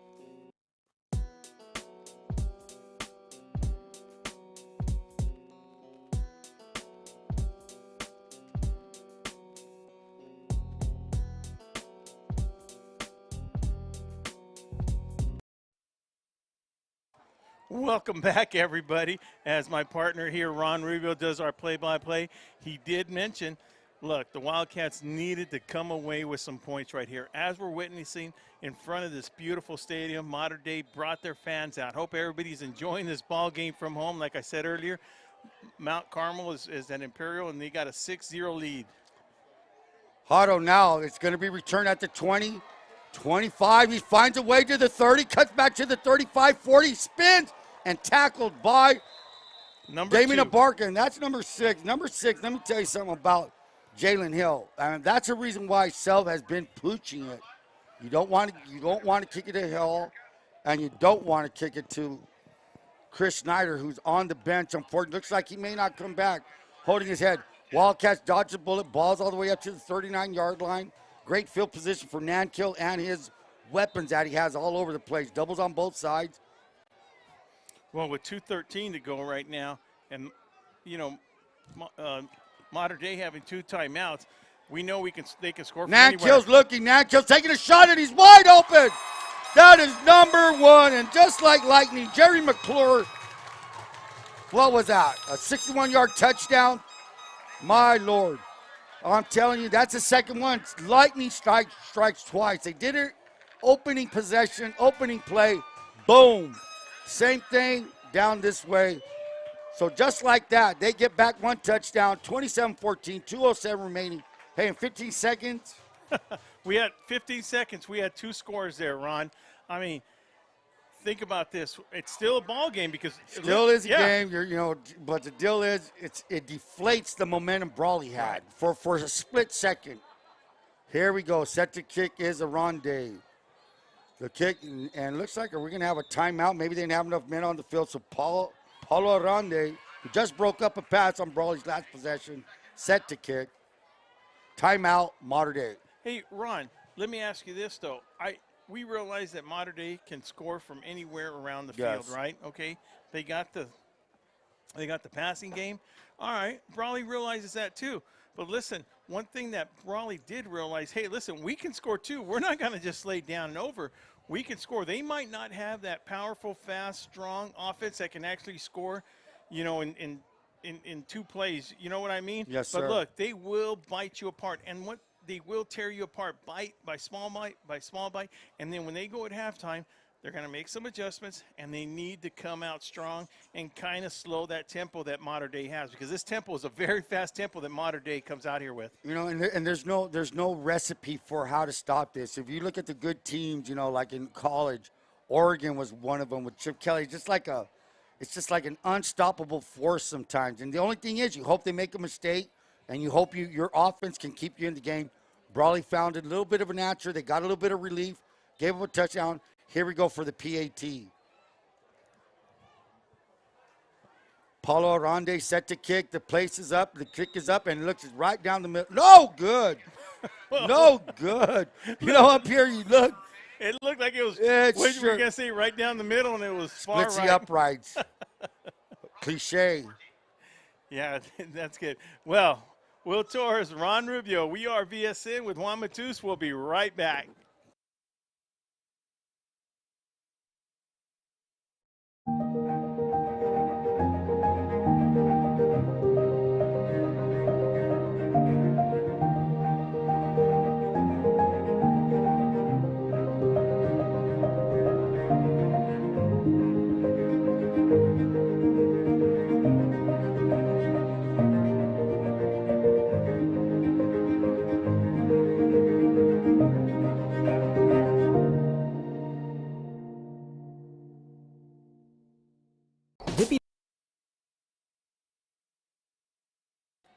Welcome back as we Wildcats get ready to get the ball back after a Monarch score. Here's the kick. It's deep. It's down, and Daniel Camilo will watch it go in the end zone, and the Wildcats will take over at the 20-yard line. No, 20-yard line. On the 20-yard line. I don't know why. Is that college 25? What am I thinking? I don't know why I'm thinking 25-yard line. It is college and pro. College and pro. Thank you, Joaquin. So we have a score update right now. We have the Central Spartans scoring on a bad snap from Mount Carmel to score a safety. So now, still, Mount Carmel Sun Devils leading the Central Spartans, but the score has narrowed with score 6-2. Mount Carmel. And we will also get what quarter they're in right now. First and 10 for the Wildcats. Double receivers on both sides, 2x2. Single back is Isaiah Young. Signal calling is Gutierrez. He throws a quick out to Damian Abarca. Abarca at the 15, runs his way up to the 23, fumbles out of bounds. But like I said, that is still effect. May not get the amount of yards Coach Young wanted, but let me tell you, you're completing a pass. Looks like Abarca may be cramping up. Hopefully it's just a cramp.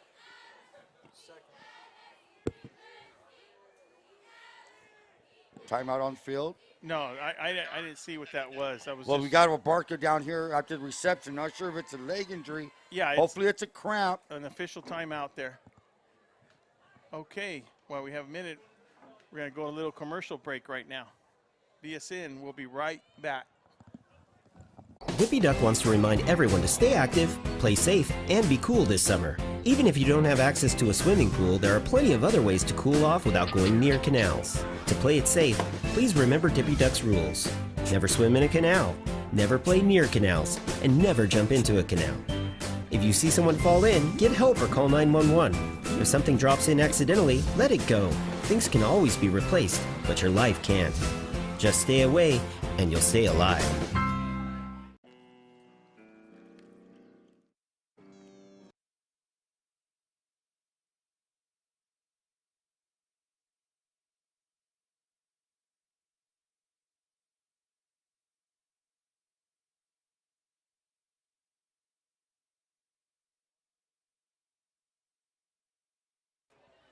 Welcome back to VSN.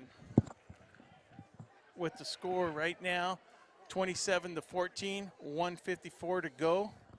Wildcats have the ball, second down, second and about 8.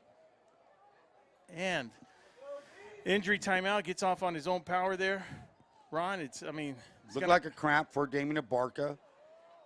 Second down and 8 for the Wildcats. Ball is at their own 22-yard lines. We have two receivers on both sides. Gutierrez winding up the clock. Gutierrez shotgun formation. Alongside him is Isaiah Young. High snap. Gutierrez just rattles it. Throws it and trying to run for his life and gets brought down by Jason Harden. Jason Harden, defensive end, outside linebacker, however you want to describe him, on the play.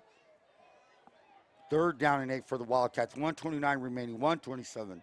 Well, lucky they have a good foot with Carranza kicking the ball, but still, even if you get 40 yards on that run, it's still going to give them pretty decent Great field position. And the field position has been on Mater Dei side the whole first half.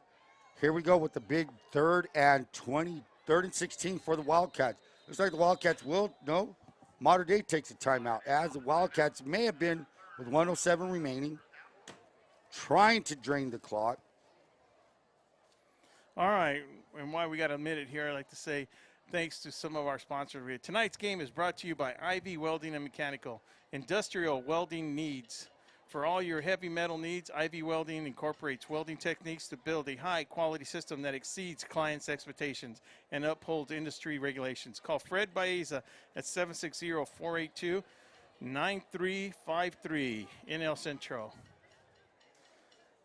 Also, Imperial Irrigation. Dippy Ducks, IID's official safety mascot, has been teaching children water safety for more than 50 years.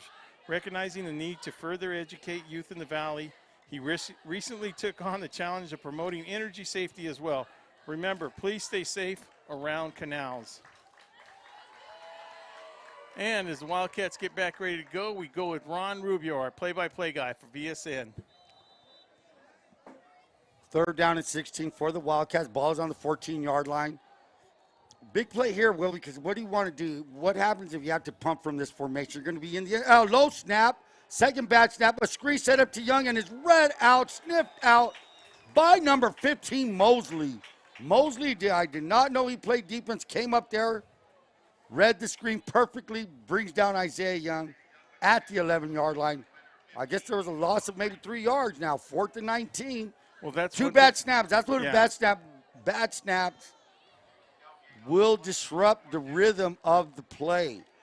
And, you know, when you have to adjust, last time might have been high, throws off the throwing of Gutierrez. Low snap, just the timing is gone once you have to field the bat snap. Here we go. Carranza will be standing inside his goal line, maybe a yard deep into the end zone. He'll be kicking east to west.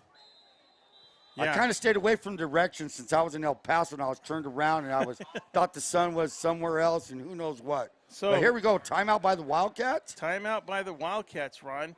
13 seconds. We got 13 seconds, and yeah, they just want to make sure nobody gets through. They don't know if they're going to have, modern day defense coming in there with all their players because they're not going to be worried. I mean, they do have a defensive guy waiting to get their kick, but they're going to they're end up with good field position on that. And I can guarantee you one thing: it doesn't matter how many seconds are left up there.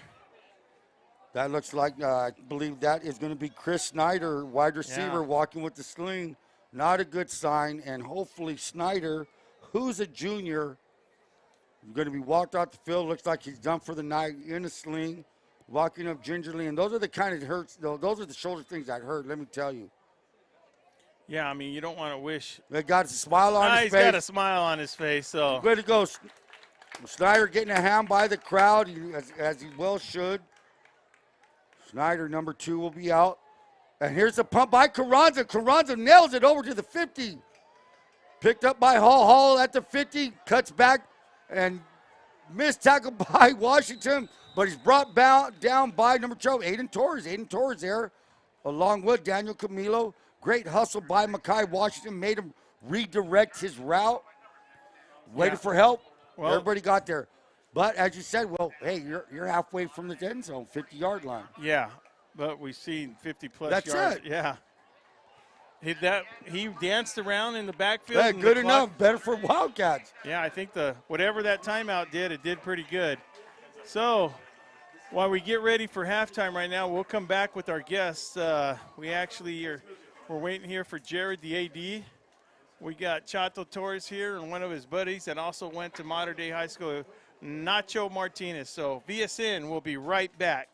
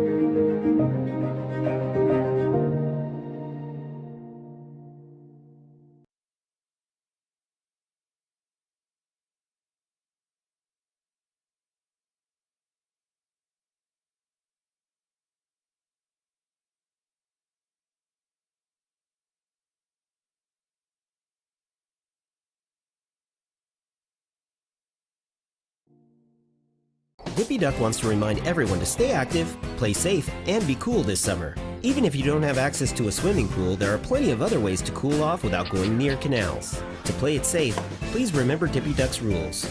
Never swim in a canal, never play near canals, and never jump into a canal.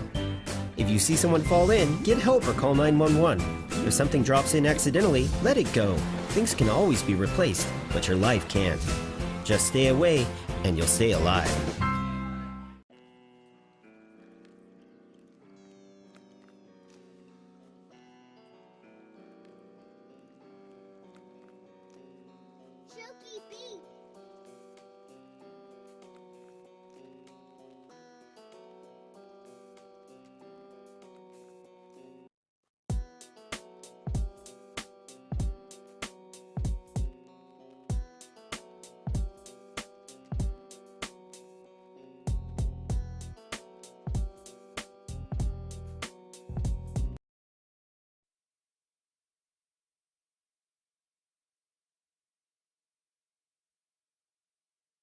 What are you asking?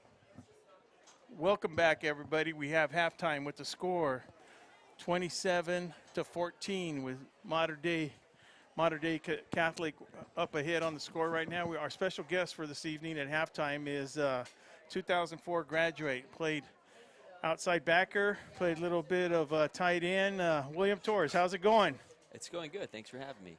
Yeah, it's good to see you. It takes a football game. It takes your buddy Nacho Martinez to get us all together in here right now. And while we're speaking of Nacho Martinez, he's a 2005 graduate from Modern Day. Is that correct? Same class, 2005. Yeah, he was. I'm sorry. And you know what? I got to keep remembering that it was Marian Catholic back then. So, William, 2004, you guys played Marian Catholic. Score was a victory, 28-7. Do you remember anything about that game?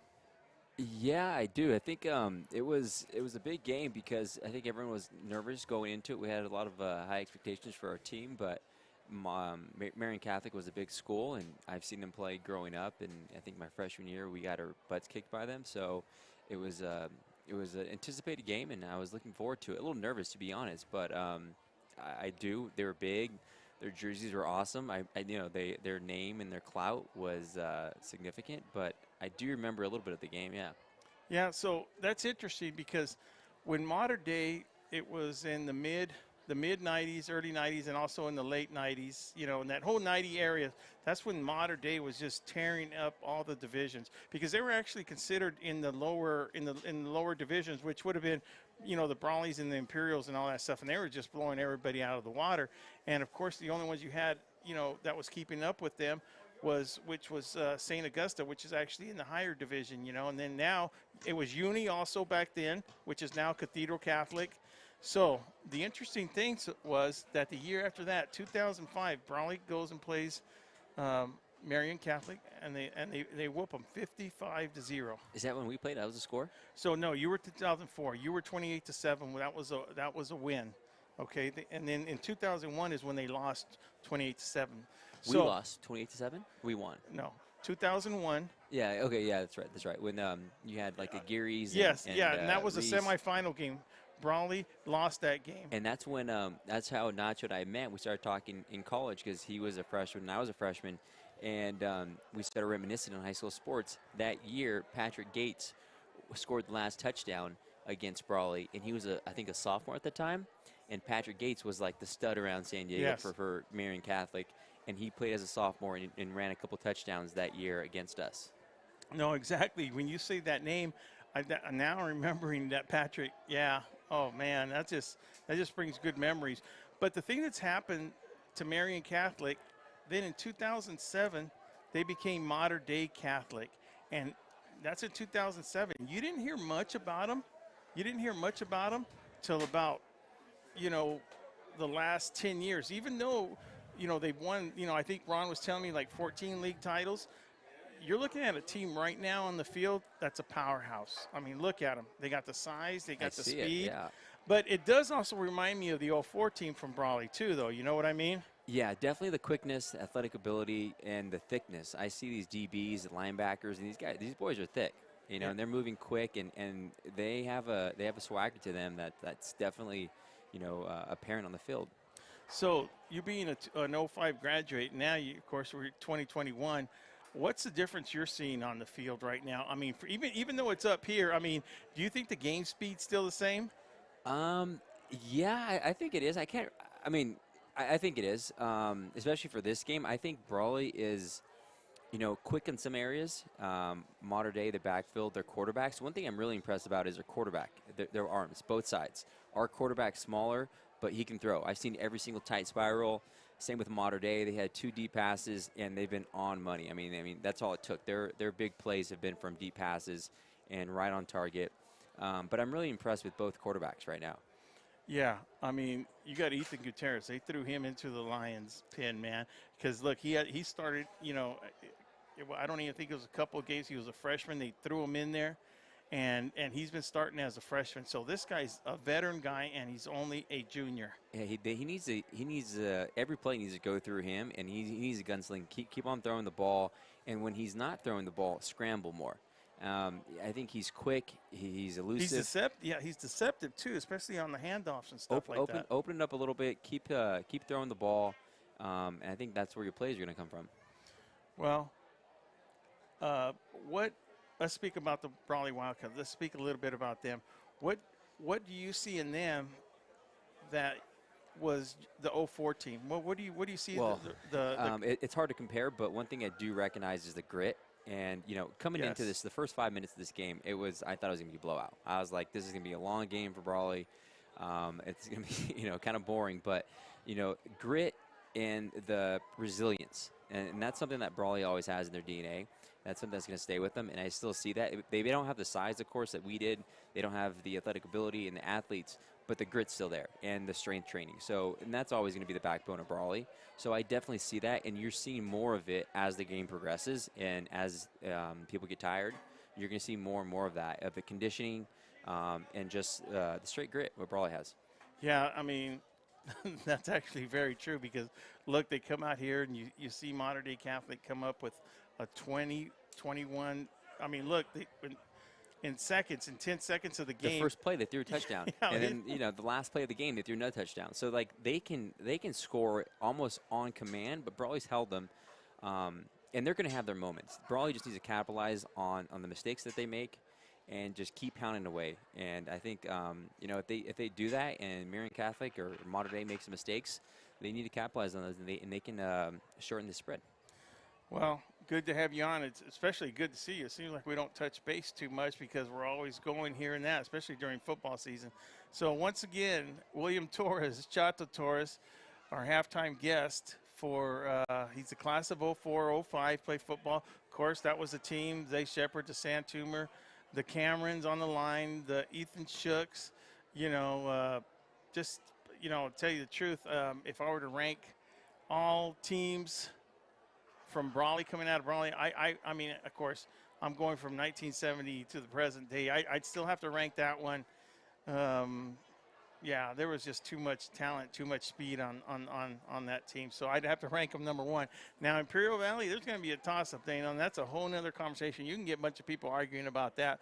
But there's only 3 teams that I consider in the area. One of them, Centro, you know, the Gerald Robinson years. And, of course, there's nothing you can do with that Southwest team that went to the state finals when every format was changed. So thanks again for coming. And we're going to take a little short break, and we're going to bring an alumni from it's not actually an alumni from Modern Day Catholic. It's actually an alumni from Marian Catholic. Marian Catholic. He's going to tell us what's been going on in his school. He's very involved here.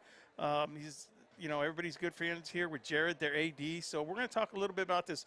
You know, another thing we've been talking about, this beautiful facility. So from Will Torres and William Torres, we'll be right back.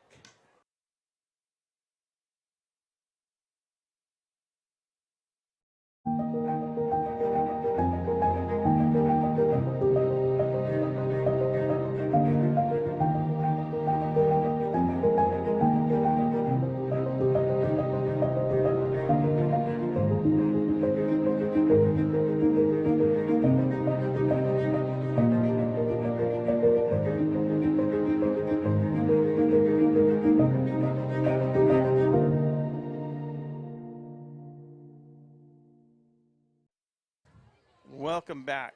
Will Torres here at halftime. And like I said, previous to score being 27-14, one of the things we saw was Brawley make a good comeback, stop some of that bleeding from that early lead from Modern Day Catholic. So with me at halftime right now is a good friend of mine. Actually, he's a good friend of my son's. We met a long time ago at a San Diego State game. He's actually he's not a Modern Day alumni, but he is a yes, this is my first time in the country. It's good to play the football. And that is. And that's how I know him. Ignacio Garcia. Ignacio Martinez. Martinez. Why do I keep saying that? I don't know. All us Mexicans are alike. Ignacio, Nacho. So tell me, 2007, the move when they changed locations over here. I'll give you a little feedback. So I was I went to Marian Catholic my whole life. I was there from freshman to senior year. My sister was freshman to senior year. She was the last graduating class of Marian Catholic. My brother was the first graduating class of Mater Dei Catholic. Oh, cool. My brother and sister were the opposite side and fully transitioned into Mater Dei Catholic. So all in all, it's a different name, but we're all in it together. We're basically, us Marion people are just jealous of the campus. Yeah, well, I definitely would have to agree with you on that, because this campus is, I mean, you just walk around here and it's just, gorgeous campus right here. How is the alumni base here when it comes to sports and stuff? Well, it's growing. The fact is there's, to be perfectly honest, there was a little bitterness with the Marion Catholic Mater Dei thing, but we're trying to bridge the gap and get it together. A lot of people in my generation and even the generations before didn't like the name change. We felt like we were ostracized. But this new administration, believe it or not, Jared Isidoro, a Saintsman, and you got Roy Vasquez, who was a teacher of mine, and guys like that are doing a good job to bridge the gap and trying to get us back. And the fact is, it is what it is. We just got to move forward and realize that it's a new generation, and let's do this thing. So you mentioned a teacher, Roy Vasquez. Do you know where he graduated from? I do. It was Imperial. I think it was Imperial. Am I correct on that? No, it's Imperial Valley, but he's actually a Central Spartan. He's a Central Spartan. Okay. He's a Central Spartan, and the reason I all know those that, El Centro schools are alike. I'm just kidding. So the reason I say that is when I was talking to Coach Pena, we had to do some technical issues down there. I was telling him that I was going to meet up with Chato up here, and we're going to do an interview, and he goes, "Hey, by the way, there's a teacher down there named, Roy." So I don't know if he's around here or not. It would have been interesting to. I think he was just out the door a minute ago. I don't know if he's still there or not. Well, definitely. See if we can get him in here. Maybe at a timeout or something. I know Joey Denton said to say hello to him if I saw him over here, and I don't know what he looks like, but still. But I could see the animosity with the name change. I can see that happening. And then, I mean, listen, there was back in the day, there was a lot of. I mean, you guys were tough, especially when it came to sports and stuff. And now, look at Mater Dei Catholic. When you see a team like this, what do you compare back from the 90s to the team you see right now? We were a little itty-bitty school in Imperial Beach, or just outside Imperial Beach, 400 kids. And we produced some unbelievable football teams, none of which I was part of. I was a basketball player. But the fact is that we had great school spirit. We all rallied around each other, and we just went for it. It was what it was. We didn't care about what was around us. We just cared about winning and getting the job done. William brought up a good point about the Brawley tradition, that grit. Especially when. Especially in Imperial Valley, we see it, of course, we're there all the time. But, Imperial Valley is always going to be smaller, all right? You always got to go up against these tough teams up here like that. So what's your opinion when you did see those Valley teams down there? The thing I've noticed the most is what you guys do fantastically is you literally start from the bottom, and you guys start with your Pee Wee teams. And these guys are literally running the same offense from the time they are, 12 years old, 8 years old, 10 years old, all the way up. And so it's this thing, it's a machine. It's you do with what you can work with. And, you're going to have teams where all of a sudden a Zay Shepard's going to pop up. A Will Torres Jr., a Will Torres Sr. is going to pop up. But you do with what you can work with, and you just keep running those plays. You keep rolling with what you've got, and that's all you can do. And every once in a while something great's going to pop up. Yeah, for a year it was going pretty good, and then I don't, it's just a cycle, and sometimes those cycles are smaller and sometimes they're bigger. But that is a very good point, because that feeder program that all Imperial Valley teams has. You're not going to have anybody moving out to the valley, that's for sure. No, I think there's more people moving out than moving in. I agree. Well, great seeing you again, Nacho. Great Absolutely. seeing Always you, a man. pleasure, Mr. Torres. Fantastic. William, thank you for coming by. So for Will Torres, get ready for the kickoff coming back. We'll be right back.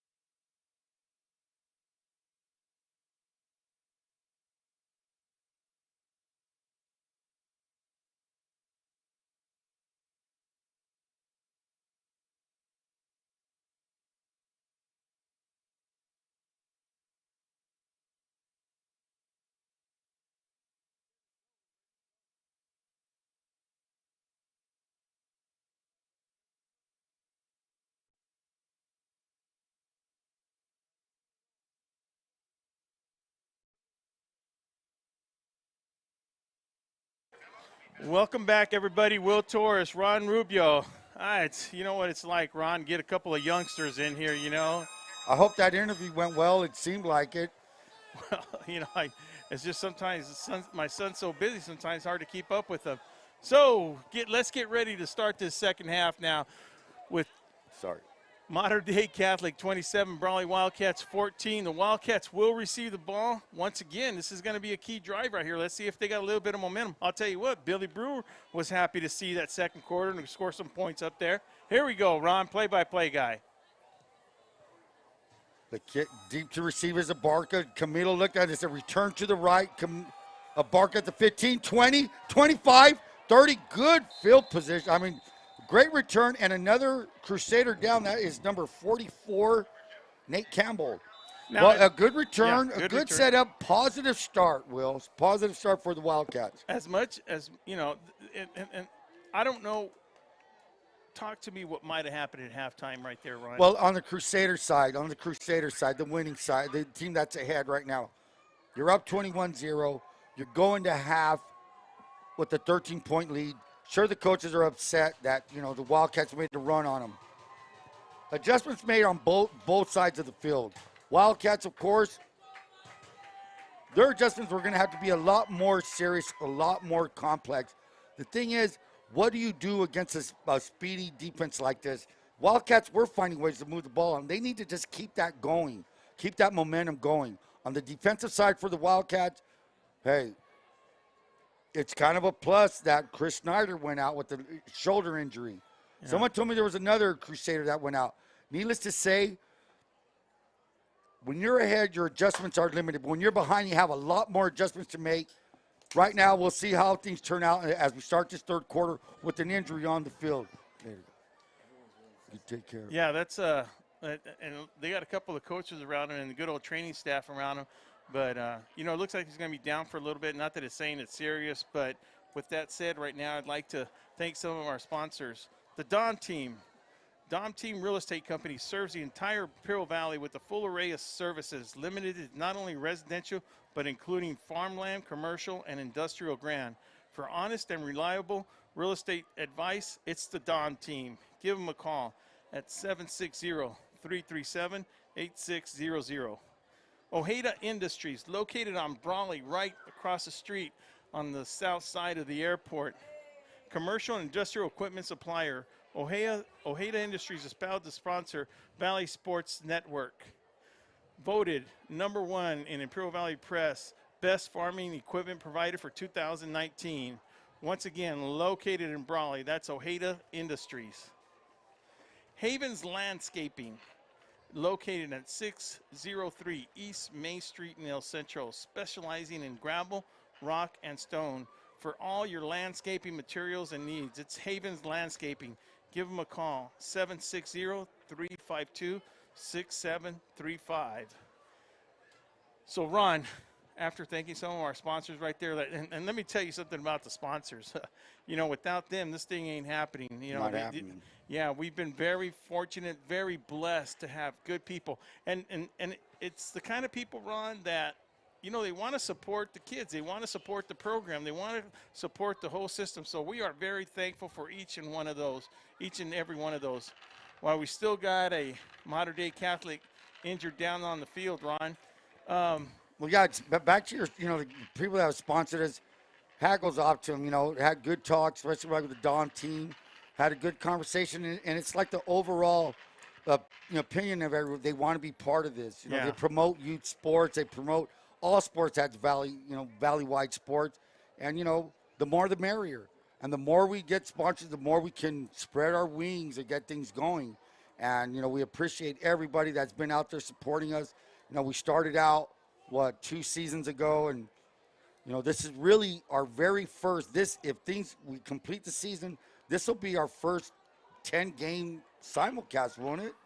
I mean, our first season we did 5 games, I think. Yeah, because the first half was radio. And then we did 6 last season. Last so, year. you know, we're on schedule to complete our first season. We're looking forward to it. And we're hoping that the down Crusader is not very serious. We don't know what happened to him. It was something on the kickoff, and he was making the tackle, and they left him on there. But while we got a little bit of minute of break, let's go back to a commercial break and see if we can figure out something what's going on with the player down there. VSN, Will Torres, Ron Rubio, Joaquin Matus will be right back. Dippy Duck wants to remind everyone to stay active, play safe, and be cool this summer. Even if you don't have access to a swimming pool, there are plenty of other ways to cool off without going near canals. To play it safe, please remember Dippy Duck's rules.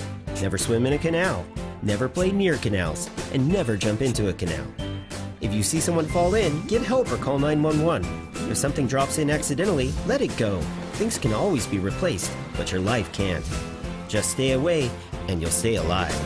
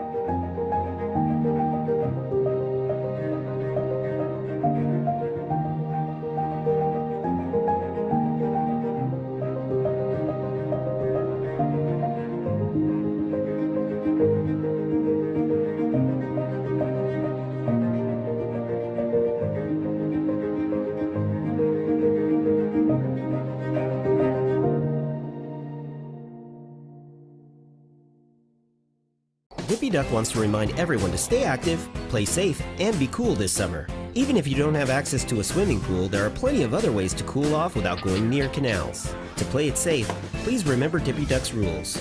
Never swim in a canal, never play near canals, and never jump into a canal. If you see someone fall in, get help or call 911. If something drops in accidentally, let it go.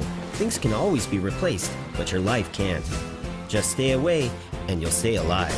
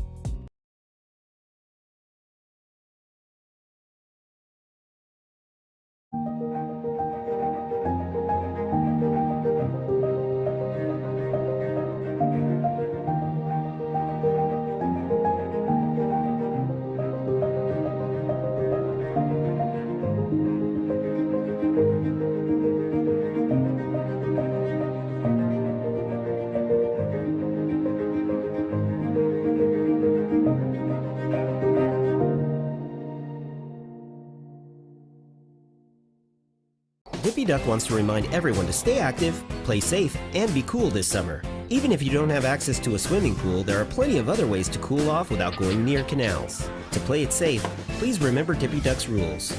Never swim in a canal, never play near canals, and never jump into a canal. If you see someone fall in, get help or call 911. If something drops in accidentally, let it go. Things can always be replaced, but your life can't. Just stay away, and you'll stay alive.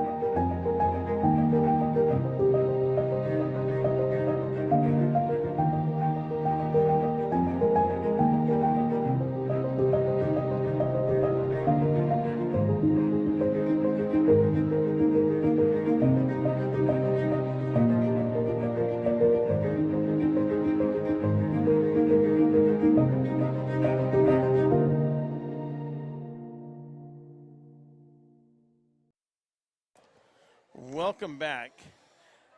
Will Torres, Ron Rubio, VSN. It looks like hopefully everything's going to be good with the player. We actually, we didn't want to show him down on the ground, but they did take him away in a golf cart, and he looked pretty good. All the players went by. So as we just get ready to go with only 7 seconds taken off the clock to start the second half, Ron, we're still looking at the Wildcats 14, Modern Day 27. Ball being placed on the 30-yard line. Let's go now to my play-by-play guy, Ron Rubio. Wildcats starting with their double wing set. Gutierrez under center.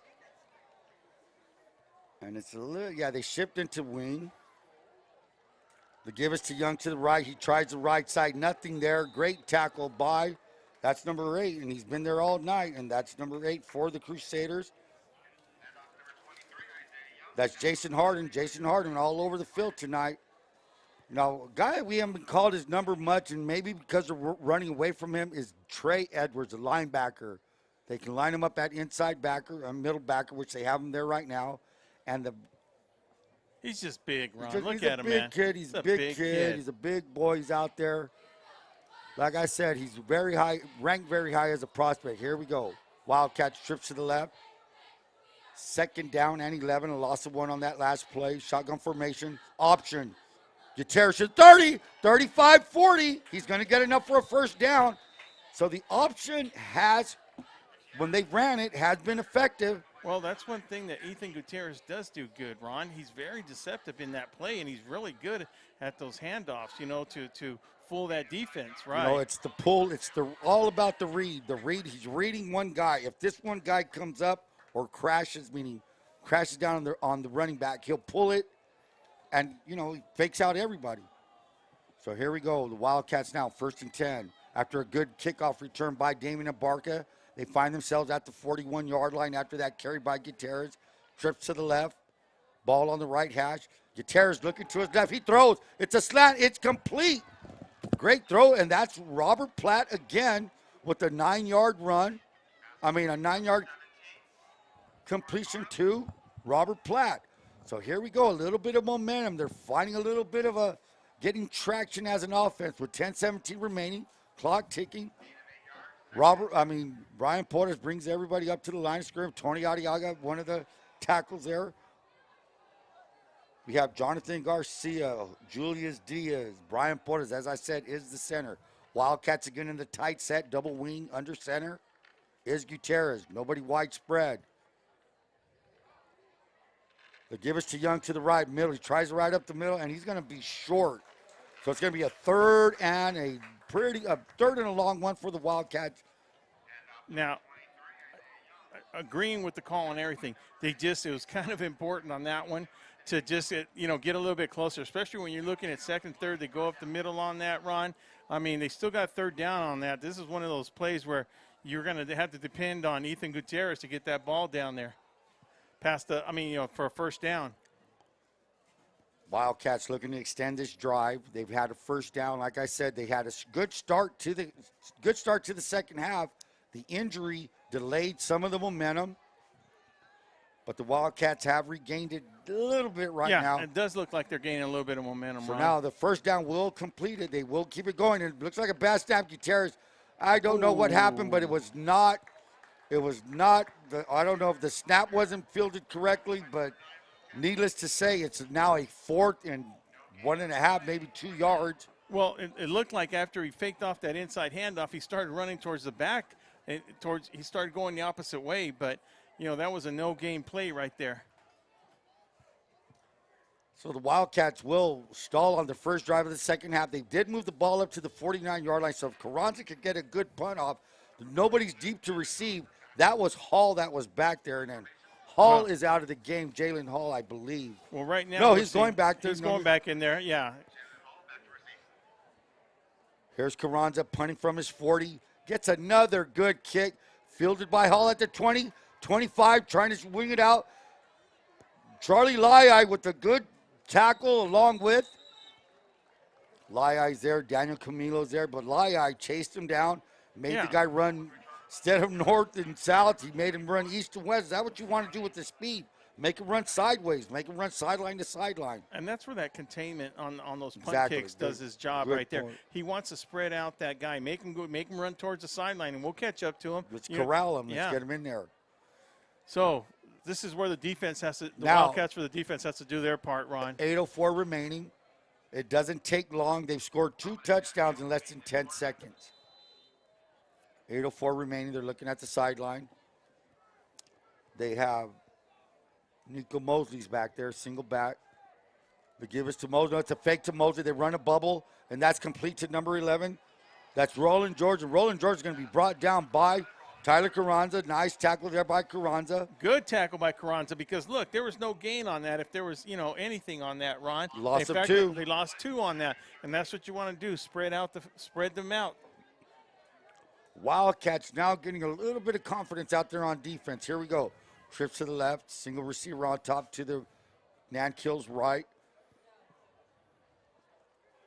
Nico Mosley is a single back to give us to Mosley up the middle. Mosley finding a way. Mosley darts. Mosley's going to bounce it. Mosley's a shifty runner. Hey, and you get these big holes when you have people like C.J. Nunez at tackle, number 51. Number 52, Sam Brown, big kid. Jose Santos, center. And you also have Joseph Kellogg, right guard, and Joey Heiner as a tackle. Here we go again, trip formation. 3 receivers to the left, and he's looking. Has time, rolls to his left. He's still looking. He throws, comes back to McClure, incomplete pass. Well, now on that play, Ron, we saw quarterback sitting in the pocket. Nothing happened. Now, that's just good communication. When he rolls out of that pocket, he knows his receiver's coming back on that. Coming back to him. And that's just something that between a quarterback and a receiver, right, Ron? It's called a scramble drill. If your quarterback is in trouble, you're taught to come off your route and come back to him, make a throw easier. Almost completed. Almost. Credit the Brawley defense with that pressure. Yeah, it's just good to see when that happens, when teams are in sync. They're looking like they've been mid-season form right now, Ron. 2nd down and 10 for the, let's say, the 40-yard line, 42-yard line. Nankill calling signals. Nanhill looking. Looks like he throws a slant. That is complete to George. Brought down by Damian Abarca. So that slant to Roland George has had some big receptions. I can think of maybe 3 plays where Roland George has made a big play. The slant is there, man, and they're taking advantage of it. 31, number Chris Camilo for the Brawley Wildcats. He was right in the lane. He's just a couple of inches too short, man. Barely missed that. Linebacker draws for the Wildcat. He should be in the slant area, and he was there. Here we go. Nankill again. Here's the receiver screen, 2. Nice play. Jerry McClure. McClure, another one of those 6'1 receivers. So you just completed one to McClure, 6'1", 185. Previous to that, you hit number 11, Roland George, 6'2", 175. It's like 2 power forwards on each end of of the field here. Let's see. We have a penalty on the field right there, and I don't know if that was a push in the back, Ron. I'll see really? I didn't see what it was. I just saw the. Well, there's 2 flags thrown, so somebody saw something. Illegal push in the back against Modern Day Catholic. So it's off the catch, and it's from a spot foul, right? It's a spot from where the foul Got happened you. at. Yeah. 15 yards. There we go. 10 yards, actually. It's a 10-yard 10 penalty. yard? Yeah, it was a 10-yard penalty. So still first down. It'll still be first down, right, because that was a live ball foul. Got you. So 1st and 18 for the Crusaders. We have trips to the right. Nankill calling signals. Dominic Nankill swinging out his mate. Quick, they're doing this quick little receiver tunnel screens, as they call it. Jalen Hill, it's these tunnel screens. All you're doing is setting up, take 2 steps forward, come back, boom, catch, and your receivers are blocking for you. Here we go. What is happening here? And now we're getting a scuffle. Okay, now you're seeing numerous plays out here. I didn't get to see what was happening. I was looking at the injured player back in on about the 25-yard line. And I know they're going to be dead ball fouls. The question is, are we going to have offsetting or not? Well, if it's against Brawley, that's not a good deal because they just lucked out and got a holding penalty or a block in the back. Yeah. Moved him back, made it a 1st and 18. Now if it's against Brawley, unsportsmanlike, you're shooting yourself in the foot. Yeah, especially when Because now, you're trying your best to hold on. You don't need these penalties. But let's not assume anything until the white hat gives us a call. Yeah, dead ball foul, unsportsmanlike conduct Brawley. against Brawley, but it looks like it might It be might both go ways. both ways. Yeah, And it is. yeah. So with that said, Ron, the play will, since they were both dead ball, I think it's still going to be. Second down now. The play counts, correct? Yeah, because that's what they would consider a dead ball foul. So second down, but still, that push in the back had put them back. They gained a little bit, 8 yards on that, still making it second down.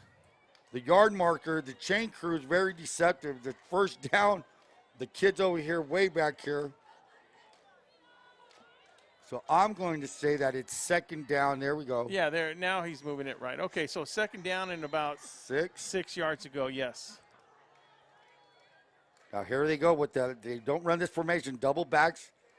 Nankill looking to his left. Nankill's throwing a fade. Nankill has a man wide open. Touchdown, Crusaders. On the covers was David Camacho. And that was McClure. Jerry McClure stepping up. Tonight, there's a kid out here not playing for the Crusaders. Saw him on film. That's Cruz Estrada. Not sure if he's injured, but Cruz Estrada, one of the top receivers in San Diego County. Hey, guess what? They're not skipping a beat here. Well, Ron, how many times have we seen that exact play right there? And I'm talking about here's Paulo Arande on the kick, and the kick is good. Yeah, this time, Ron, I'm you're going to wait till you you see the official signal? 6:13 remaining in the third quarter. With that said, we have the modern-day Crusaders 34, Brawley Wildcats 14. And Will Torres, Ron Rubio, we are VSN. We'll be right back. Try to get a score for you from the Central game. Dippy Duck wants to remind everyone to stay active, play safe, and be cool this summer. Even if you don't have access to a swimming pool, there are plenty of other ways to cool off without going near canals. To play it safe, please remember Dippy Duck's rules. Never swim in a canal, never play near canals, and never jump into a canal. If you see someone fall in, get help or call 911. If something drops in accidentally, let it go. Things can always be replaced, but your life can't. Just stay away, and you'll stay alive.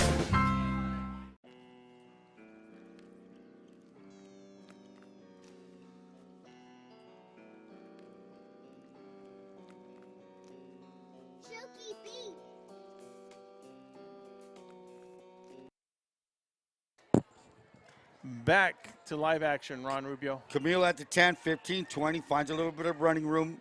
May end up past the 25-yard line. It's a little scrum. He's still rolling at the 30. So for 7 yards, thought he was stopped at the 26, going to end up at the 33-yard line. And the Wildcats, good field position. Well, one thing William talked about at halftime was that Brawley grit. Right there, after the first contact right there, it just showed that Brawley grit. Brawley was able to get 7 yards. Ron, let me take a second right now to announce a score that we have coming out of Cal Jones Field. In the third quarter, I don't have the time, but we still have Mount Carmel leading 20-9 over the Central Spartans. Ron, what do you think about that score? Too early to tell right now to say anything? Well, Mount Carmel played Central, I believe, 2 seasons ago. First round, played them a tough round. They went and visited Central, gave them a good fight. Those are 2 good programs. Mount Carmel's they're not a pushover. Traveling to the valley, playing in the heat. I wonder how hot it is. Well, it was a little humid when we left, I can tell you that much. Wildcats in a 2-back set. Gutierrez looking shotgun formation, looking to his left, throws it, overthrows, looking for Platt. Open. And incomplete when he was looking for Pat, though. I mean, he might have missed him on that play, but Platt was open. So they, and Ron, I've seen that a couple of times already. We have Gutierrez throwing from one hash mark to the other side over there. I know he's got the strength to do it, Ron, but is he checking off from the short side of the field? Well, he's one thing is if his first read's not there, he's going to go for a second no matter where it is. And if it's on the other side, completely other side, from one hash to another, he's going to launch it. Here we go. We got doubles on both sides. Single back is Isaiah Young. Ball's on the right hash. The give is to Young. Young up the middle. Young finding a little bit of area to run. Is he going to get a first down? No, he will not. He'll be brought down by at least 6. 4 Crusaders led by number 8, Jason Harden. And that's going to make him short, but it's only going to make him short by about a yard, making it 3rd down, 3rd and 1. 3rd and 1. The last time the Wildcats were in a 3rd and 1, they could not complete the first down. Wildcats looking for the first down. They need a first down. The clock is at 5:37 and ticking, down by 20. Ball's at the 43-yard line. Gutierrez with 2 receivers on both sides. Moves Young to his left. Ball's on the right hash. Big down for the Wildcats. Option again. The give is, and Gutierrez reads it well. The option, maybe Mater Dei did not. Well, I did not see the Wildcats run option at all at the Scripps Ranch scrimmage. Therefore, Mater Dei had no clue they were going to run it. Been successful at least 2-3 times tonight. First attempt for the Wildcat. Ball is at the 45-yard line. Clock at 4:59 and ticking down. 3rd quarter. Hope you're enjoying this ball game. Beautiful view out here at Crusader Field tonight. Gutierrez, double receivers. Gutierrez looking. Gutierrez launches. Underthrows Platt, who was open. Platt almost making a great catch. Incomplete. 2nd down and 10.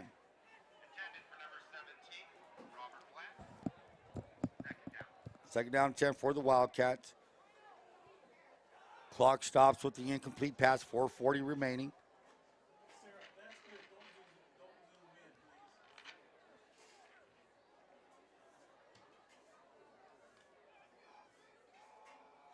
Brian Porras brings up the line. Brian Porras was a sophomore starter last year, finds himself as a junior. Wildcats in their tight set, double wing. Gutierrez under center. Crusaders showing blitz. The give is to Young. Young grinding, gets a couple of yards. Harden. Yeah, when the Wildcats bring everybody in tight like that, Ron, well, guess what happens? So do the big Crusaders, boys. yeah. And last week during the Still Canyon game, Still Canyon has a formation just like the Wildcats, double wings. On film, when you bring those big boys in, it's like, man, where can we run? Yeah, well, because body-wise, as they say, football is a game of inches, and when you got a lot of inches on a player, on width, it's kind of hard to maneuver in there.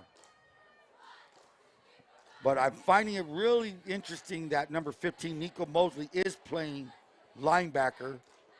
Finds himself at outside linebacker.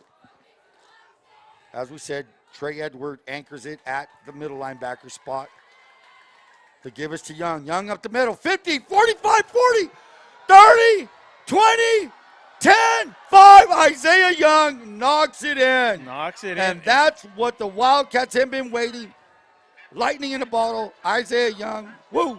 Touchdown Wildcats. Well, Ron, whatever happens at the end of this game, whatever happens, doesn't matter. A win or a loss by the Wildcats, that's fighting back. That's what they needed. Yes, they needed, like we said earlier, Ron, they weren't going to give up. Isaiah Young going to take a well-deserved break after that long run. He plays defense as well at the cornerback position. And against an offense like this, I tip my hat off to Isaiah Young. The kick is up by Jorge Haro, and it's right down the middle. Extra point is good with 3:35 remaining. We have now Mater Dei Crusaders 34, Brawley Wildcats 21. We'll be right back.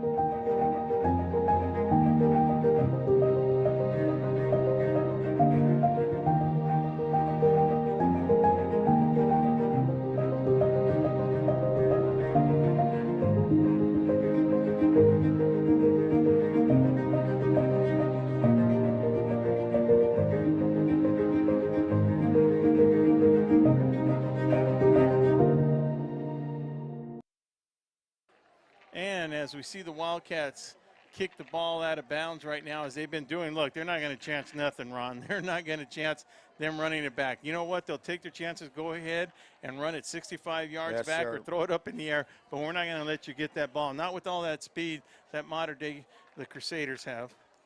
You know, we've talked about how they can score from any part on this football field. They've shown it a couple of times on the sidelines, you know, just straight streaks. Go routes. Here we go. Interesting set. Look at the set that Nankill has to his left. They're going to call that a quadrant.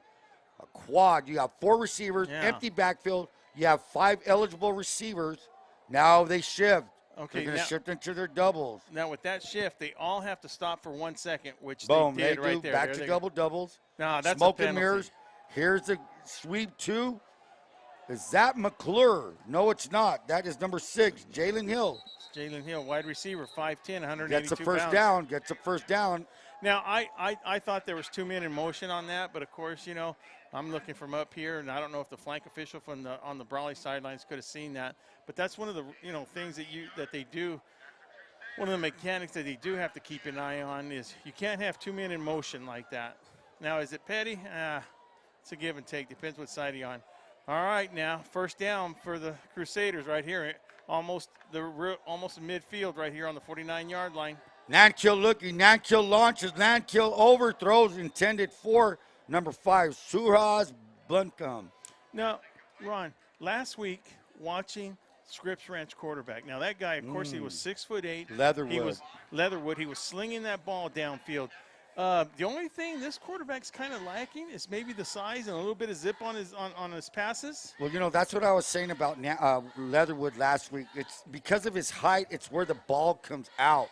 When you're shorter so Dominic is 6 foot. That's nothing to slouch at, not a slouch height. His trajectory is a little bit there. Here he comes up the middle. That's Mason, cuts back to the 25, 35, 30, 25, 20, 15, 10, 5, falls in, touchdown, Crusaders. Right when we're talking about quarterbacks, here comes number 15, Nico Mosley, showing what he has, 5'8", 180, scoots his way up through the Wildcat defense for a touchdown. 2:45 remaining. Crusaders 40, Wildcats 21. Well, right when Brawley gets the momentum, this has been twice that I can think of. Brawley comes with a good touchdown, boom, touchdown. What does the Crusaders do? Boom. Answer right back and get back that lead. Yeah, that's what happens. They come, and the thing is, Ron, they come at you with different weapons. They're coming at you with Mosley. They're coming at you with McClure. They're coming at you with Jalen Hall. And looks like Rhonda's going to miss that. So that's a second missed extra point. That being said, 2:45 remaining in the third quarter. We have the Modern Day Crusaders 40, Brawler Wildcats 21. And while we have a little break in action right now, I'd like to once again thank some of our sponsors. Top Notch Barbershop. Come on out and check out Top Notch Barbershop. Open 7 days a week. Located at 317 Wake Avenue in El Centro. Monday through Saturdays, 8 through 9. And open on Sundays, 8 a.m. till 5 p.m. Listen, go in there. Say hello to the guys in there. Big Chris. Big Chris. Greg, and Amanda. Thank you, Amanda. one of the things about Big Chris, me and Joaquin went and talked to him last year sometime. One of the nicest persons you're going to meet out there. Go in there, say hello to Big Chris, tell him Will sent you from VSN. Thanks a lot for the sponsor, guys. And let's not forget, $15 specials for all military and seniors. Here we go now. Here's the kicker. Ronde kicks it. Daniel Camilo will watch it going to near. Hey, Will, I have a question as a viewer and listening to you. I hear that a lot of these businesses, if you say Will sent you, what is that? I mean, do you get a discount or? Well, they don't get a discount, Ron, but it is a reminder that their customers are watching. And that's my point across. Okay, good. So if we can get Big Chris to say every time, hey, VSN sent me, and then throw a discount. I don't know if Amanda's gonna that, but I'm sure Chris might appreciate that. There you go. That being said, the Wildcats take over at their 20-yard line. Wildcats in their double wing formation. Single back is Mr. Isaiah Young.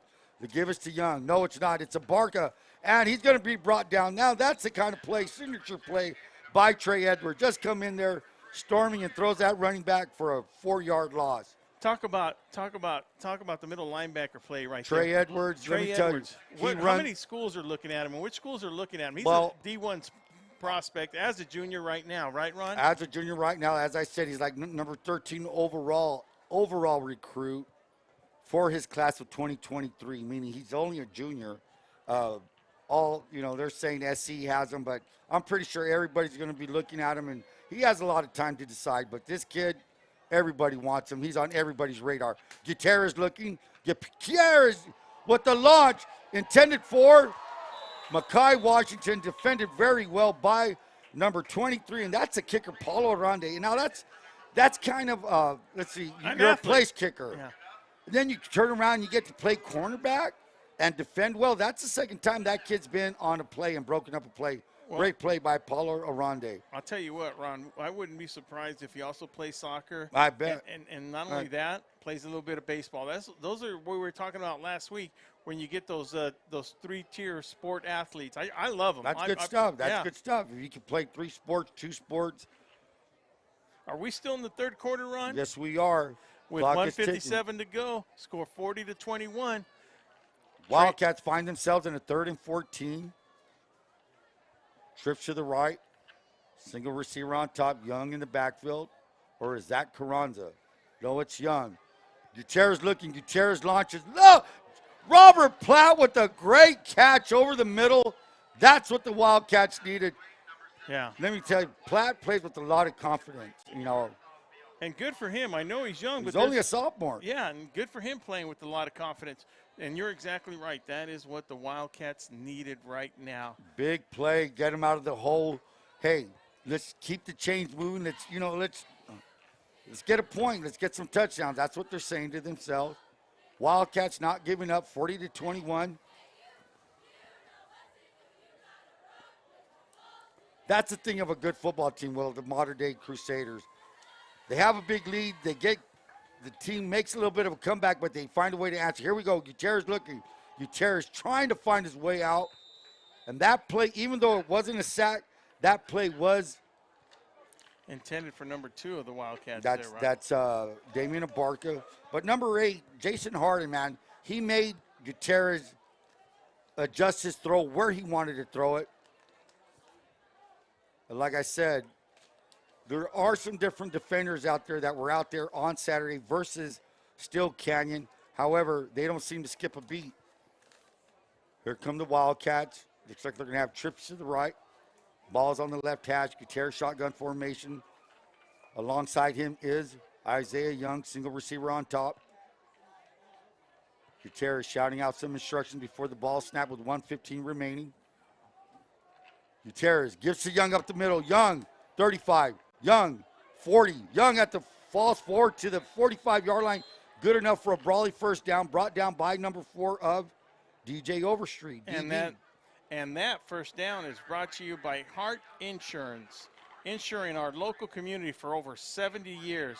Don't forget to give Liz a call for all your home, auto, and personal needs. All your insurance needs, give Liz a call at 760-344-1400.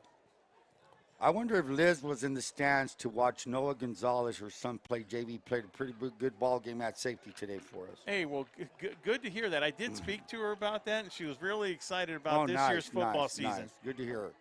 Here we go. Wildcats, trips to the left, single receiver to the right. Gutierrez, shotgun formation. Wildcats looking to get some points on the board. Gutierrez looking. Gutierrez launches and almost picked off. Lucky that ball was thrown at a low trajectory, Ron, because that could have been a pick 6 right there. Like you said, he threw it from one hash to the other. Boom, that's a very far throw. Isaiah Buxton on the coverage. Yeah, and you have Modern Day looking at that, and they go, look, he's thinking to himself, boo, I'm going to intercept that puppy right there. I mean, when you throw it, when that ball's in the air that long, a lot of things can happen. 24 seconds remaining in the third quarter. It's kind of been a long third quarter because of the injury that started yes. second right after the opening kickoff for the second half. Well, we're fortunate that this game started at 6:30, Ron, because it might just, I mean, it's already going to be 9 o'clock. So, yeah, and then all the passing they've done, you know, and stuff like that. It makes it a long game, but it's been a very good football game. Here we go. Gutierrez under center, double wing. And do we have? Yeah. It was Well, really, I have a question for you, and let the people out there know. What indicates offsides on the defender? It's not like the pros where they could jump off and jump back. and that's correct, Ron. And even like college, only in high school, once you cross that imaginary line of scrimmage, Half the ball maybe, or what? it's the point of the ball right there. Got your point. And once you do that, once you cross it, it's a dead ball, and it goes from there. And it's a 5-yard penalty against the defense. So it's not like the college. It's not like the pros. So with that said, Brawley's going to call a timeout right there. And people, don't forget that after this game is over, after the Central game is over, don't forget to log on to valleysportsnet.com. We have a website Swain Brothers created. Eric came through with a lot of that, and it keeps us up to date and everything. It does a really great job on that website, keeping the stats and what game we're going to show and stuff. And right now we have an update: 26-9, Mount Carmel in the third quarter. So that means that they're not making the extra points or something's going on. But with a 26-9 score, Rookie's got a little uphill battle up there. 26-9. Yeah. Burgers and Beer. For the best burgers in town, it's Burgers and Beer, located at 260 North Imperial Avenue. And, you know, Burgers and Beer is one of those locations, Ron, you don't even have to give out the address because everybody in Imperial Valley knows where that Burgers and Beer is. It's open 7 days a week, serving breakfast, lunch, and dinners. Burgers and Beer, that's the place to go watch the game. Our friends, Comadre and Compa Gabriel at Brownie's Diner, and they're another staple of Imperial County, located in Brawley. Go down there with the Town Pump menu, get some steaks, Brant beef. Go down there for dinner, have a great time. Let's do it. Here we go. Wildcats. Tight formation, or shotgun, I'm sorry. Gutierrez looking, had a tad time. Now he's scrambling out, trying to get away from Harden, and he won't get away from Harden. That's the thing about these linebackers. They're big, they're fast, they can move. Jason Harden, I'm talking Trey Edwards. I'm talking Luke Tresky. These guys will run after you. And, you know, that's another thing. The surprise of this team, and it looks like it's quarter, Will. And finally, Ron, at the end of the third quarter. That was the long quarter, and I'm sure the Wildcats are feeling the same thing. So Will Torres, Ron Rubio, Joaquin Matus, we'll be right back.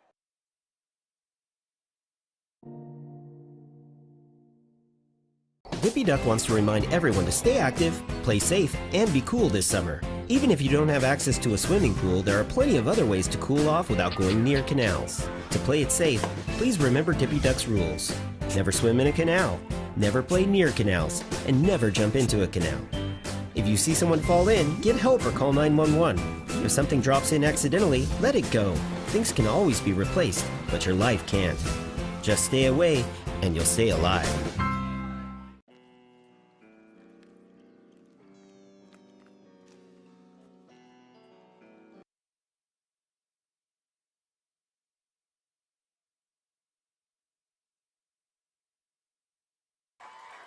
Welcome back to the start of the fourth quarter, where you have Modern Day Crusaders 40, Brawley Wildcats 21. With Ron, fourth quarter here. Wildcats are, you know, almost midfield right here. You got a whole quarter to go right now. So, look, I'm not going to say that that's probably their best game, but against a team like this, against a physical team like that, you know, the Wildcats are holding their own right now. Holding their own. They're down by 19. This is a very critical drive. If they're going to have any hopes of pulling this one out, they need some production out of this drive. The pitch is to Young. Young to the right, short side of the field. Young finds his way up. Maybe gains a yard or two. It's now going to be, is it third down or fourth? Third down, gain of 2. Yeah, and that was good positive yards. Third and 5. The only bad thing, Ron, Fourth and 5, sorry. It came a little bit late in the series right here, because with fourth down, it puts them in a fourth down situation right now. Wildcat down, don't know who it was. We've got the Wildcats surrounding him. I don't know who it is. Oh, okay. I didn't even see that, Ron. I'm sorry. I thought that was a. I'm not sure who it is. And that's, speaking of injuries, Ron, that's one of the things you don't want to see in this type of game right now, especially with the Wildcats not being so deep. You know, that they wanted to walk away from here. First of all, they wanted to give a good performance. Sure. There's no doubt about that. Second, they want to walk out of here injury-free. Sure. You know, they know that Modern Day, they know they're tough, but they also know that next week they got to be ready to go for Valley Center. So, you know, when you look at the score, I realize the score is 40-21, and you might think this game is at hand, but the Wildcats have shown. I mean, and look, it's not nothing new here. I'm gonna tell it the way it is. The Crusaders are scoring quick and fast and kind of easy at their own will. Every time the Wildcats are starting to come back, you know, and the Crusaders come back within one series, 2-3 plays they come back. That just goes to give them credit, though, Ron. Sure does, because they keep the pressure on you. Yeah. You know, you're the Wildcats, you're clawing back, you're in the game now, and then what happens right after you score a big run or a good drive? Boom, they come back, the deficit increases again. So how many times that's a challenge to how resilient your football team. Wildcats very resilient. You know, they're coming back. They could have raised the white flag a long time ago, but they didn't. They were down 21-0. 21-0. And so that, you know, right now, you know, you're kind of thinking as a coach and as a player, you know what, I'm going to stick in here. We got to keep fighting. I mean, football is a sport that you cannot ever give up in. You can't. Yeah. If you give up, you're dead. It's going to be humiliating. It's like a disease because it carries on till next week. Yeah, you carry, exactly. That's well said. So right now, I want to see who is, I hope it looks like a lineman number. That's number 59. If that's number 59, I do not have him on our roster. And I texted Ray Van Diver, March, tag him on, find out who number 59 is. He goes limping off. I'm not sure who they're going to replace him with. Oh, yeah, you're right. He's not on the roster. But, you know, one of the places that Self didn't want to, that is definitely not deep at all, and when it comes to position, is that O-line, Ron. Wildcats now in punt formation. Hey, one bright side, Carranza. Carranza is standing at his 37-yard line right now. They have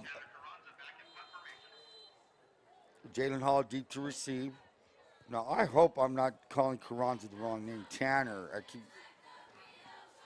Tanner Carranza. Here he goes. Carranza with the kick. Carranza, nice kick. Fair catch signal given up by Hall.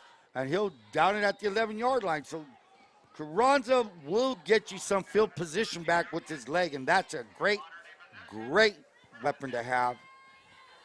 Well, one thing about Carranza, he'll get not only his leg, one leg, but he also gets you with both legs.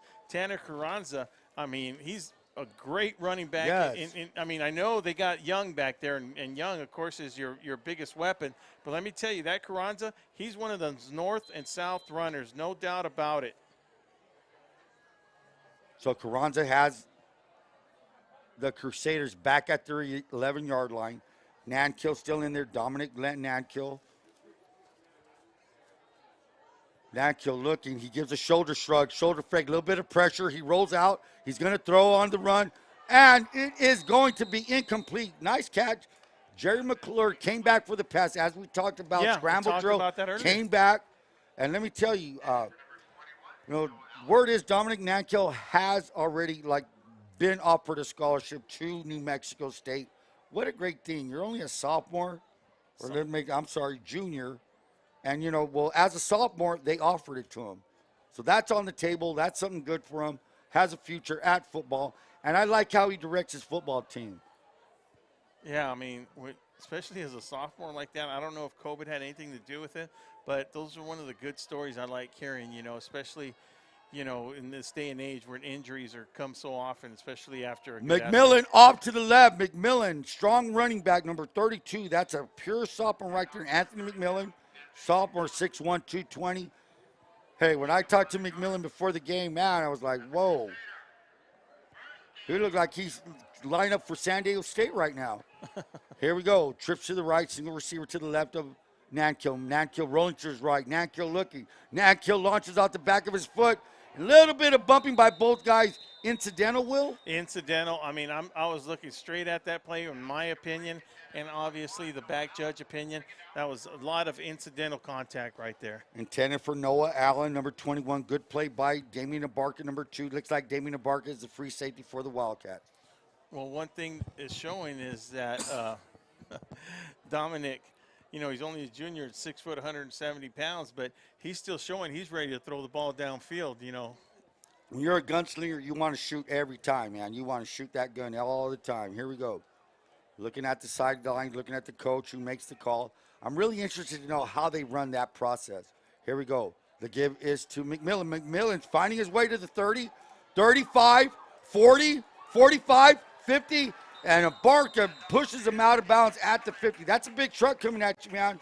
Was that Charlie Lai or Isaiah Young? Now, look. Pushing him out of bounds. That's all you could do. The best thing you could do is get him out of bounds. Ball at the 50-yard line. At 6'1", 200 pounds, that's a lot of weight coming at you Coming downhill. at you downhill, baby. Yeah. And look at you just running downhill, coming at you. Trip to the left. Ball's on the right hash. Nankill looking at his coach. McMillan single back. McMillan now sets to the left of him. Give it to McMillan again. McMillan, why not? 45, 40. Throws somebody off his back. Falls his way forward for a 12-yard gain. 1st and 10 for the Crusaders. 10:25. Clock will start ticking once they set the chains. Is somebody calling a timeout? And we are going to have a timeout, and it's going to be an official timeout right now, Ron. You know, you were saying earlier, Ron. What would be the timeout? Is John Self coming? Yeah, Oh, it's a Wildcat. Somebody's down. We couldn't see because of the players, but he is sitting up though. So that's number 77. Yeah. For the Wildcat. I'm not going to make Levangelist Pittman. Levangelist Pittman, senior. Hate to see that happen to Levangelist, getting some playing time in there. Defensive tackle, offensive tackle. Well, you know, late in the fourth quarter. Oh, he's getting up. Good. Yeah. Maybe it's just a cramp. And he's jogging Good off jogging the field. off. Good That's job, great Pitt. to see. So the thing about that, Ron, that's one of the things you don't want to see as an injury right now. I mean, like we said, it doesn't matter what happens, but yeah, you want to go out of here healthy.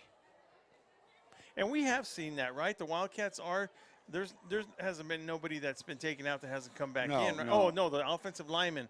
59, who we don't have a number for. Yeah, I don't think he came back in though, Ron. Looking to see he's sitting on the bench over there. That might be Claudio. I know Claudio. I don't know what his last name is.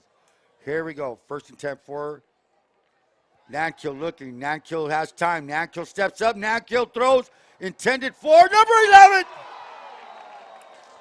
Great play. Is that Damian Abarca? Jars it loose. Roland George made a great adjustment. Abarca did. The only thing a DB could do is knock it out of him. Yeah, I mean, to me, he came down.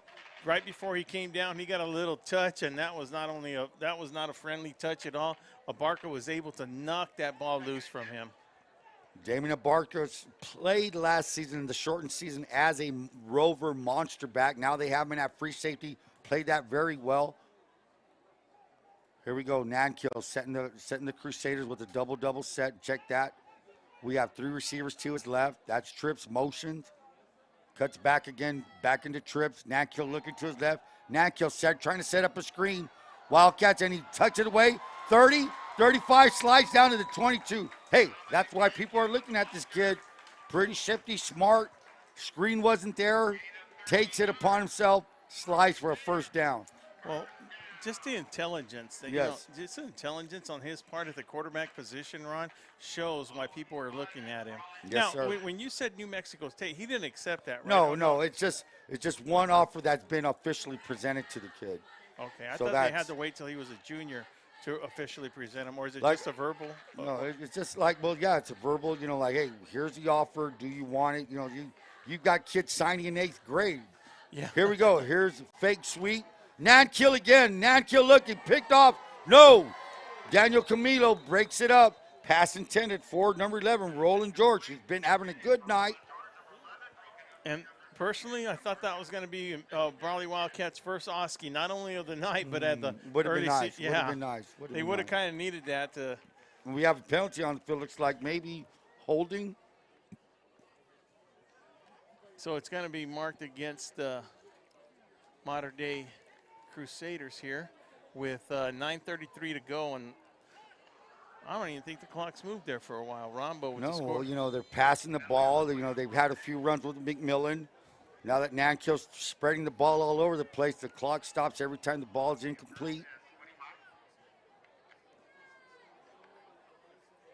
Checking the wristbands as the Crusaders do every play. Everybody has a wristband. They call out a player color, however they code it. Here we go. Nankill's looking. Nankill sets up the screen to McMillan at the 40, 30, 25, 20. Swings around, still on his feet, and will be brought down at the 20-yard line. Had to have 5 Wildcats hit him. They finally brought him down. Looks like a Wildcat could be down. Getting up slowly is. That's number 8, Ron, for the Brawley Wildcats. Number 8 coming in there and walking is Chris Hutchins. Chris Hutchins, Jr. Did he go out? Chris Hutchins would be a defensive tackle, I'm pretty sure. Bernie Bustamante in there. You know, in the old days, all the linemen used to have 60 to 70 numbers. All the defensive back had the 20-somethings. Now, Nankill looking to his right. Nankill launches. Nankill has a man open. And here comes Damian Barker. They're going to get it for coming over the back, right, Will?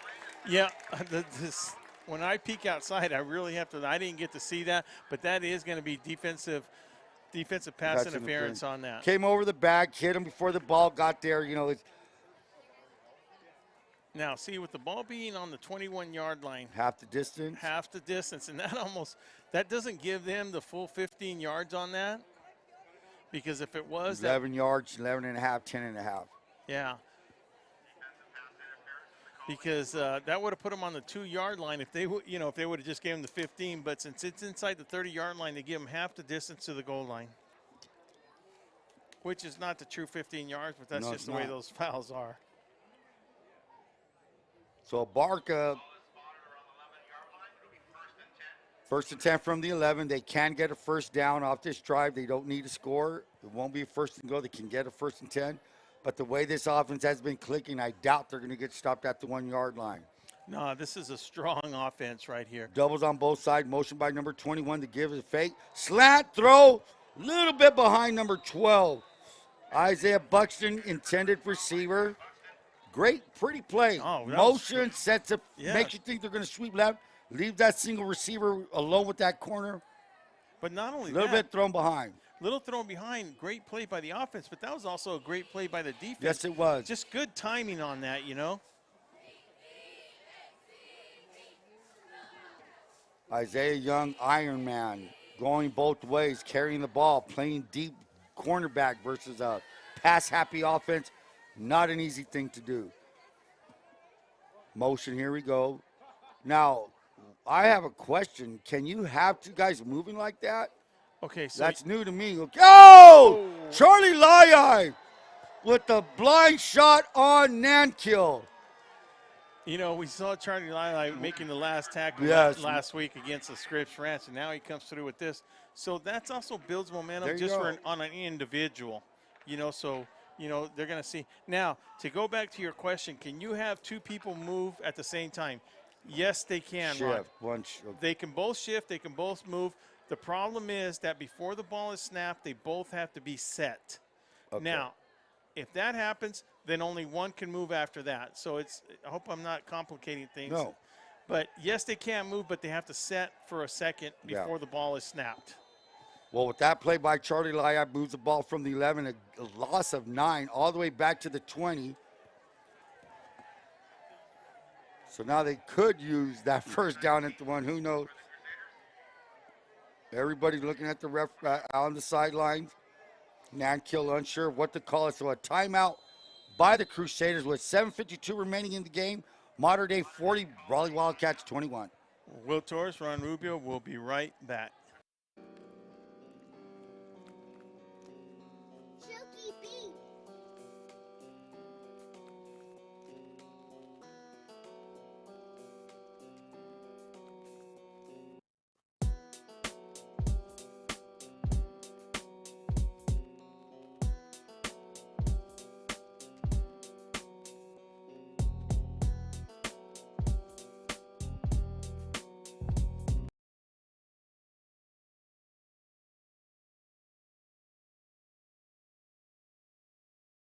Dippy Duck wants to remind everyone to stay active, play safe, and be cool this summer. Even if you don't have access to a swimming pool, there are plenty of other ways to cool off without going near canals. To play it safe, please remember Dippy Duck's rules.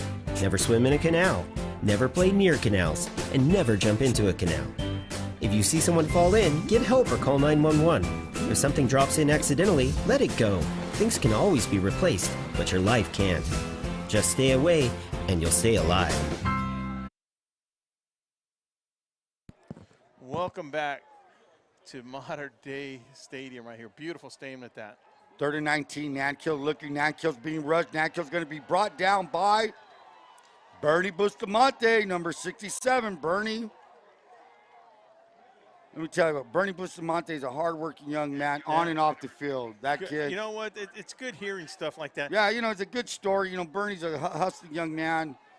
You know, good-sized kid. Good play by Bernie Bustamante. And Ron, why do you say that about him? I mean, you know a little history about him. I mean, kid works 1 or 2 jobs, you know, and just, you know, finds a way to make it a practice, you know, whereas, you know, some kids just struggled to go to school and practice. This kid's got school, practice, and a job. Come on. Yeah. Hats off to Bernie. Got to give credit to those people where credit is due. Just hard work. And yeah. So here we go. The Wildcats have the Crusaders 4th and 26, empty backfield. Nankill loving it. Nankill down the middle. Nankill complete to number 15, Nico Mosley. Mosley running, catching all night. Touchdown, Crusaders. With 6:51 on a 4th and 26. 4th and forever. 4th and forever. And, well, these are the things that's going to kill John Self tonight on the way home. You know, 4th and 26. You know, it's Mosley, Nankill with the, you know, empty backfield. That's a quarterback. You got 5 choices to go to. Made the right choice. Oh, bad snap. What can Alonde fire right? He better gets just ran out of bounds by Chris Camilo. So 6:51 remaining with the bad snap. That's the 3rd missed extra point by Modern Day. I mean, the only flaw that they've shown, Ronnie. Only flaw, special team, deep snap. So we have the Crusaders at 46, Wildcats 21. And with that said, Arctic Air and Heating has been known for having the right people on the job. It's just as important choosing the best equipment. Our York-trained professionals provide you with top quality equipment, skill installation, and expert analysis of your comfort needs. Contact Arctic Air Conditioning and Heating at 352-8855. Fred Miramontes, Undersheriff, reminds you that you can start a neighborhood watch program in your area. The Sheriff's Department Crime Prevention Unit can assist you with meeting with you and your neighbors. For more information, call 442-265-2000 for more information. Brownie's Diner, a staple in the Brawley community, located at 990 Main Street.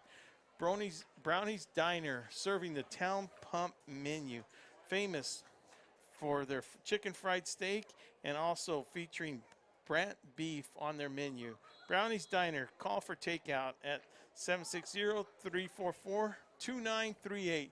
And back to action with my guy that can throw stuff down, Mr. Ron Rubio, play-by-play. Here we go. Poochie is going to be fielded by Abarca. Abarca at the 20, looking for a setup. Abarca at 25.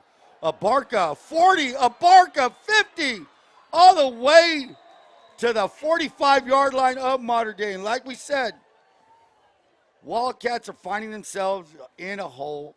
Wildcats are still clawing their way back, 46-21. Good return by Damian Abarca. Never leaves the field, that kid, it doesn't look like. Well, I'll tell you what, the Brawley Wildcats are going to get something out of this. They're going to get experience, Ron. That's right. They're going to get great experience. You are looking at a great modern-day, team right here. I mean, a lot of them are young, too, but they're just so deep, too, also, Ron. They're very deep. And one of the other things, there's a lot of good hitting going on. While right now we have an update with 8:20 to go in the game in El Centro, Mount Carmel leading with 33-15 over the Central Spartans. Wow. kind of surprised by that, Ron. But That's how it is in the first. You know Yeah. what? You're not going to be, as a coach, you're not going to be the same team you were right now, game 1, where you're going to be game 5 and game 10. So here goes Young. Young trying to find his way. Young over to the right side, maybe gain of 4. With 6 minutes and 29 seconds remaining, Wildcats find themselves down 46-21. As we said, the Wildcats gave up some quick touchdowns. Let's face it, they gave up some quick touchdowns. When they did make a move, what happened? Mater Dei come right back. came right back and got the lead, and that's what a very good football team does. Yeah. You know what? You cut into our lead, guess what? We're going to increase it. We're going to get it back again. And you keep climbing that mountain, keep climbing, keep falling. It just, it wears you out. Now, I understand that, Ron, but check this out. Now, what if you're Mater Dei and then you go, wow, they just scored on us, we can score on them. But it's like that. It's like that kid that never gives up. You remember those players, Ron? You love them to death, but they weren't the starters. Yes. But, Ron, they were trying. always blocking you, always in your face, and always like they wanted a piece of that's what the Brawley Wildcats are, man. Look, they just like you can keep them at hands away, but they're going to keep coming at you, man. Wildcats are going to get hit with the delay of game. 5 yards back, so they're going to second down and 12. 5:39 remaining in the fourth quarter. Looks like Nankill may be replaced by number 18, Zach Dare. Sophomore, 6'5", 185, warming up. Here we go. Fake to Camilo, give to Carranza. Carranza up the middle. Nothing doing, maybe a half a yard. It's going to be 3rd down and 11. As we said, great return by Damien Abarca. Got it across into Mater Dei territory. Wildcats kind of spinning their wheels here. 3rd down and 11. Yeah, and with the linemen missing, a lot of these guys going 2 ways, Ron. I mean, it's just one of those things that's bound to happen when you face a superior team like that. That's true. Now, did the Wildcat expect to come in here and just take them over? No. We were all expecting a toe-to-toe match. Yes. And I'll tell you what, when we saw that score 21-0, we go, okay, the Wildcats can be in trouble. And just like that, at one time it was 14-21, Yes. Ron. So very impressive for the Wildcats here. They just met somebody that might be a little bit better tonight on that football field. The give to, I'm not sure if that's Carranza or Young. Well, if it is Carranza, It is Carranza. He's getting it. Yeah, he's getting some playing Getting time. some Good. playing time. He's going to get his motor running. Tanner. It's kind of tough. We're sitting behind a big back like Isaiah Young, and you're thinking, man, where am I going to get my chance? I know that kid, Isaiah. He's doing so well. Now, I saw Tanner run as a freshman. I never did. Yeah. I never did get to see Tanner run. I heard he was really good. He was very impressive, Ron. The kid, his motor's running all the time. Ask his dad. Here, the give is to, was it Carranza? It was a fake to Carranza. It was option and right, and the Wildcats will, on 4th down. So here we go. They take out. So now Dominic Nankill will be replaced by number 18, Zach Dare, sophomore quarterback. So with 4:08 remaining, 46-21, the subs are coming in for Mater Dei. Yeah, I think they know they got control of the game. They got control of the game. They're going to put some of their players in, some of their playing, get them some PT time. And, so far the Wildcats have walked out of here, mostly intact. I know there was a 59 got injured in the game. Hope he's okay. We'll find out more information during the week on him. The give us to McMillan. McMillan finds a way. 50, 45. He's at the 40. He's at the 30. He's at the 20. He's at the 10. He's chasing the back judge. He scores. Touchdown, McMillan. Anthony McMillan, he was bound to happen. Touchdown, Crusaders, 3:55 remaining. And I'm going to have to give credit a lot to McMillan on that That play. kid, man, I'm telling you. He had Brawley Wildcats hanging on him, and he was just shaking them off, man. Just juking right, juking left. Hey, what, you're hanging on my shirt? Boom. I mean, that's just a lower body strength right there. Lower body strength. I talked to that kid before the game, and I looked at him. I saw film on him last week. He played linebacker, and he did some stuff on film last week against Still Canyon that I still shaking my head on. So here we go. Paulo Arande. Set to kick. Holding the ball is Jacob Vasquez. The kick is up, and it is good this time. So with 3:55 to go, the score now 53-21. Wildcats might have to play it safe right here now. So 3:55 remaining. Wildcats will receive the kickoff. and might as well start talking about some of our sponsors. IV Welding and Mechanical. Tonight's game is brought to you by Industrial Welding Contractor for all your heavy metal needs. IV Welding incorporates welding techniques to build high quality that exceeds client expectations. Give them a call at 760-482-9353, located in El Centro. Liz over at Hart Insurance, one of our great sponsors, wants you to give her a call when it comes to all your insurance needs, whether it be home, auto, property, rentals, whatever you have. Give Liz a call at 760-344-1400. Now, I read that without finding her thing. Yeah, that's pretty good. Only because, look, I've needed Liz. and like, the first one I call is Christy. I go, hey, Christy, this is my situation. So I got that number memorized. Daniel Camilo fumbles the snap, the kickoff return at the 10. He's at the 15. Finds his way to the 20. Does he get to the 20? No, yeah, he'll spot him at the 20. The Wildcats will take over with 3:47 remaining in the fourth quarter. It's been a long night for the Wildcats. It's 53-21. Well, if you think tonight's been long, Ron, that bus home ride is going to be a little bit longer. Extra longer. Don't forget, people, we also, if you get a chance, go and visit our website. That's at valleysportsnet.com. Everything is up to date. Everything we have posted, every game is archived there. Also, everything that we've done extra as one of the things that we've done was the media day VSN had. Also, the carnival that happened last week. And the week before that, when the Central Spartans had that field day, that free camp for all the youngsters. That was a lot of fun. So remember, give valleysportsnet.com a visit. Looks like that might have been a give to Damon Abarca on a sweep. Gutierrez still under center. Carranza's in the backfield with Gutierrez. 3:30, 3:29 remaining in the fourth quarter. Now, if you had to rate Young's blocking skills when he wasn't getting the ball, how would you rate him, Ronnie? Well, you know what? I really can't say. I didn't really see. He's not asked to block too much. But Isaiah Young does everything. He's a whole package. He can run, he can catch, he can block. When we had him for media day, one of his hobbies was weightlifting. And we go, no, like, what do you like to do? And he goes, no, I really do. That's what I like to do. I like to weightlift. And, you know, you look at him, and that guy is a solid chunk of muscle, Ron. Tanner Carranza trying to do his best. The ball gets loose. It slips out. Picked up by number 28. So Carranza fighting for yardage. Finds it gets loose. And it's recovered by number 22. That is Jacob Vasquez. Jacob Vasquez was a holder on the PAT. Comes up with the fumble by Tanner Carranza. Fighting for extra yards. Can't blame the kid. Trying to get extra yards. 2:45 remaining. Modern Day takes over at the Brawley 25.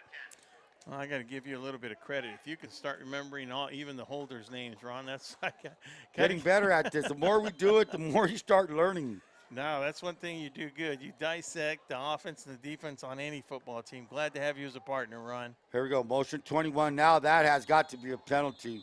McMillan took off, and so did Noah Allen. Yeah, you're going to have and that's what's going to happen right now, you know. You don't want to see the clock stop right now. I'm sure Selfs is just saying, hey, listen. Let's get out of here. Let's get out of here, but let's not let them score. I'm pretty sure about that. So we are deep in the fourth quarter with 2:45 to go. Do we have an update on the El Centro game? No, we do not. It's kind of a late one, 9:30, even though we still started at 3:30. This has turned into an NFL time-wise game, 3 hours long. Kickoff was at 6:30. The JVs met. Had a pretty good ball game there. Here's a give. No, it's not. The give is to McMillan. Little cross action. McMillan again. Bowls his way inside the 20. He'll fall forward to maybe the 18-yard line. I'm check that. We'll give him to the 14. 14-yard line for McMillan. good hard runner, only a sophomore. That means everybody has to put up with him for another 2 years after this year. So Coach Rookie Pena is going to be a little disappointed. We have a score of 33-15. The Mount Carmel Sun Devils going to, and they might be crossing the Wildcats on I-8, one going east and one going west, but Mount Carmel Sun Devils are going to be pretty a happy happy. bunch coming up that hill. You know, you can drive down there. Anytime you go on the road, especially, you know, down to the valley or up here to San Diego, you come away with the road victory. It's a great victory winning on the road. It's really, really good, especially beating an outfit, a program like Central. Everybody will be bouncing back, though, for next week, tell you that. Well, Ron, you know. McMillan again. McMillan 5, weaving his way around. He's not going to fall down, guys. You're going to have to tackle him. 136. Could that be the last play, Will, or do they have to run another one? No, we got 133 left. What I was going to say, Ron, is, look, by no means am I going to say that the Wildcats could have came out of this with the victory. But, look, that score 53-21 doesn't really dictate what really happened. Could it have been closer? Yeah, there was a lot of big plays. But then you start looking at them. A lot of their plays have been big plays. Yes, it's a big play offense. It's a big play. They're letting the people know that they can score anywhere. They can score anywhere from anywhere in the field. I mean, oh, look, they had him on a 4th down, 4th and forever, 4th and 28 and something, and then he throws it and scores a touchdown on that. So this is a very explosive offense. So the Wildcats are not going to leave. They knew, look, we talked to John Self. He knew this was going to be a tough game. Yes. In fact, they didn't even want to really schedule him because they knew what situation it was, but they were up to it. They were up to the game. They had a young team. I go, you know what? Let's just see what happens, man. Let's show these kids what this division's really about.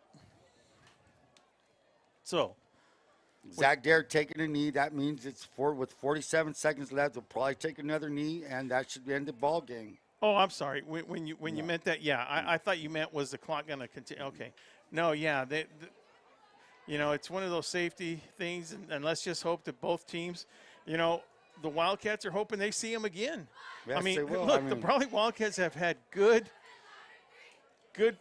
luck when they've had to face a team twice, Ron. Yes.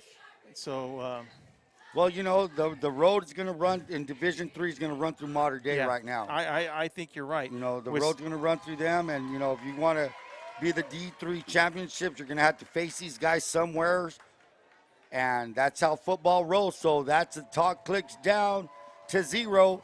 We're looking at the Modern Day Crusaders 53, Brawley Wildcats 21.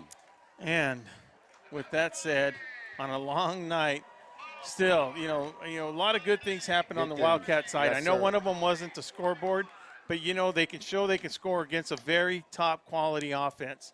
So in that sense, I'm sure they're going to look at things that way and go positive way. That's right. So from Will Torres, Ron Rubio, since day one, appreciate you being here. Joaquin Matus just setting up this new system. Really, really proud of him. And the guidance of Eric Swain. Eric Swain's actually down on the field right now. Taking pictures. Yeah, taking pictures. We have Sarah. On camera upstairs somewhere. And Andrew. So from all of us at VSN, thank you for watching. And you know what? Thank you to our sponsors. Thank everybody. Sure. Yeah. And so thank you, Modern Day. And one thing we'd really like to do, we would like to give a big old shout out to Jared from Modern Day. He's the athletic director down here. And appreciate the crowd. They bring a great look at the crowd here, Ronnie, man. Great they got crowd, a good team. Good support, great support. And then the facilities here. So Modern Day, thank you very much. You know, is this a 2-year contract, Ron? Yes, it is. So you will see Modern Day at Brawley next year. So with that said, everybody at home, good night. Thank you for watching. Will Torres, Ron Rubio, we're out. Thank you.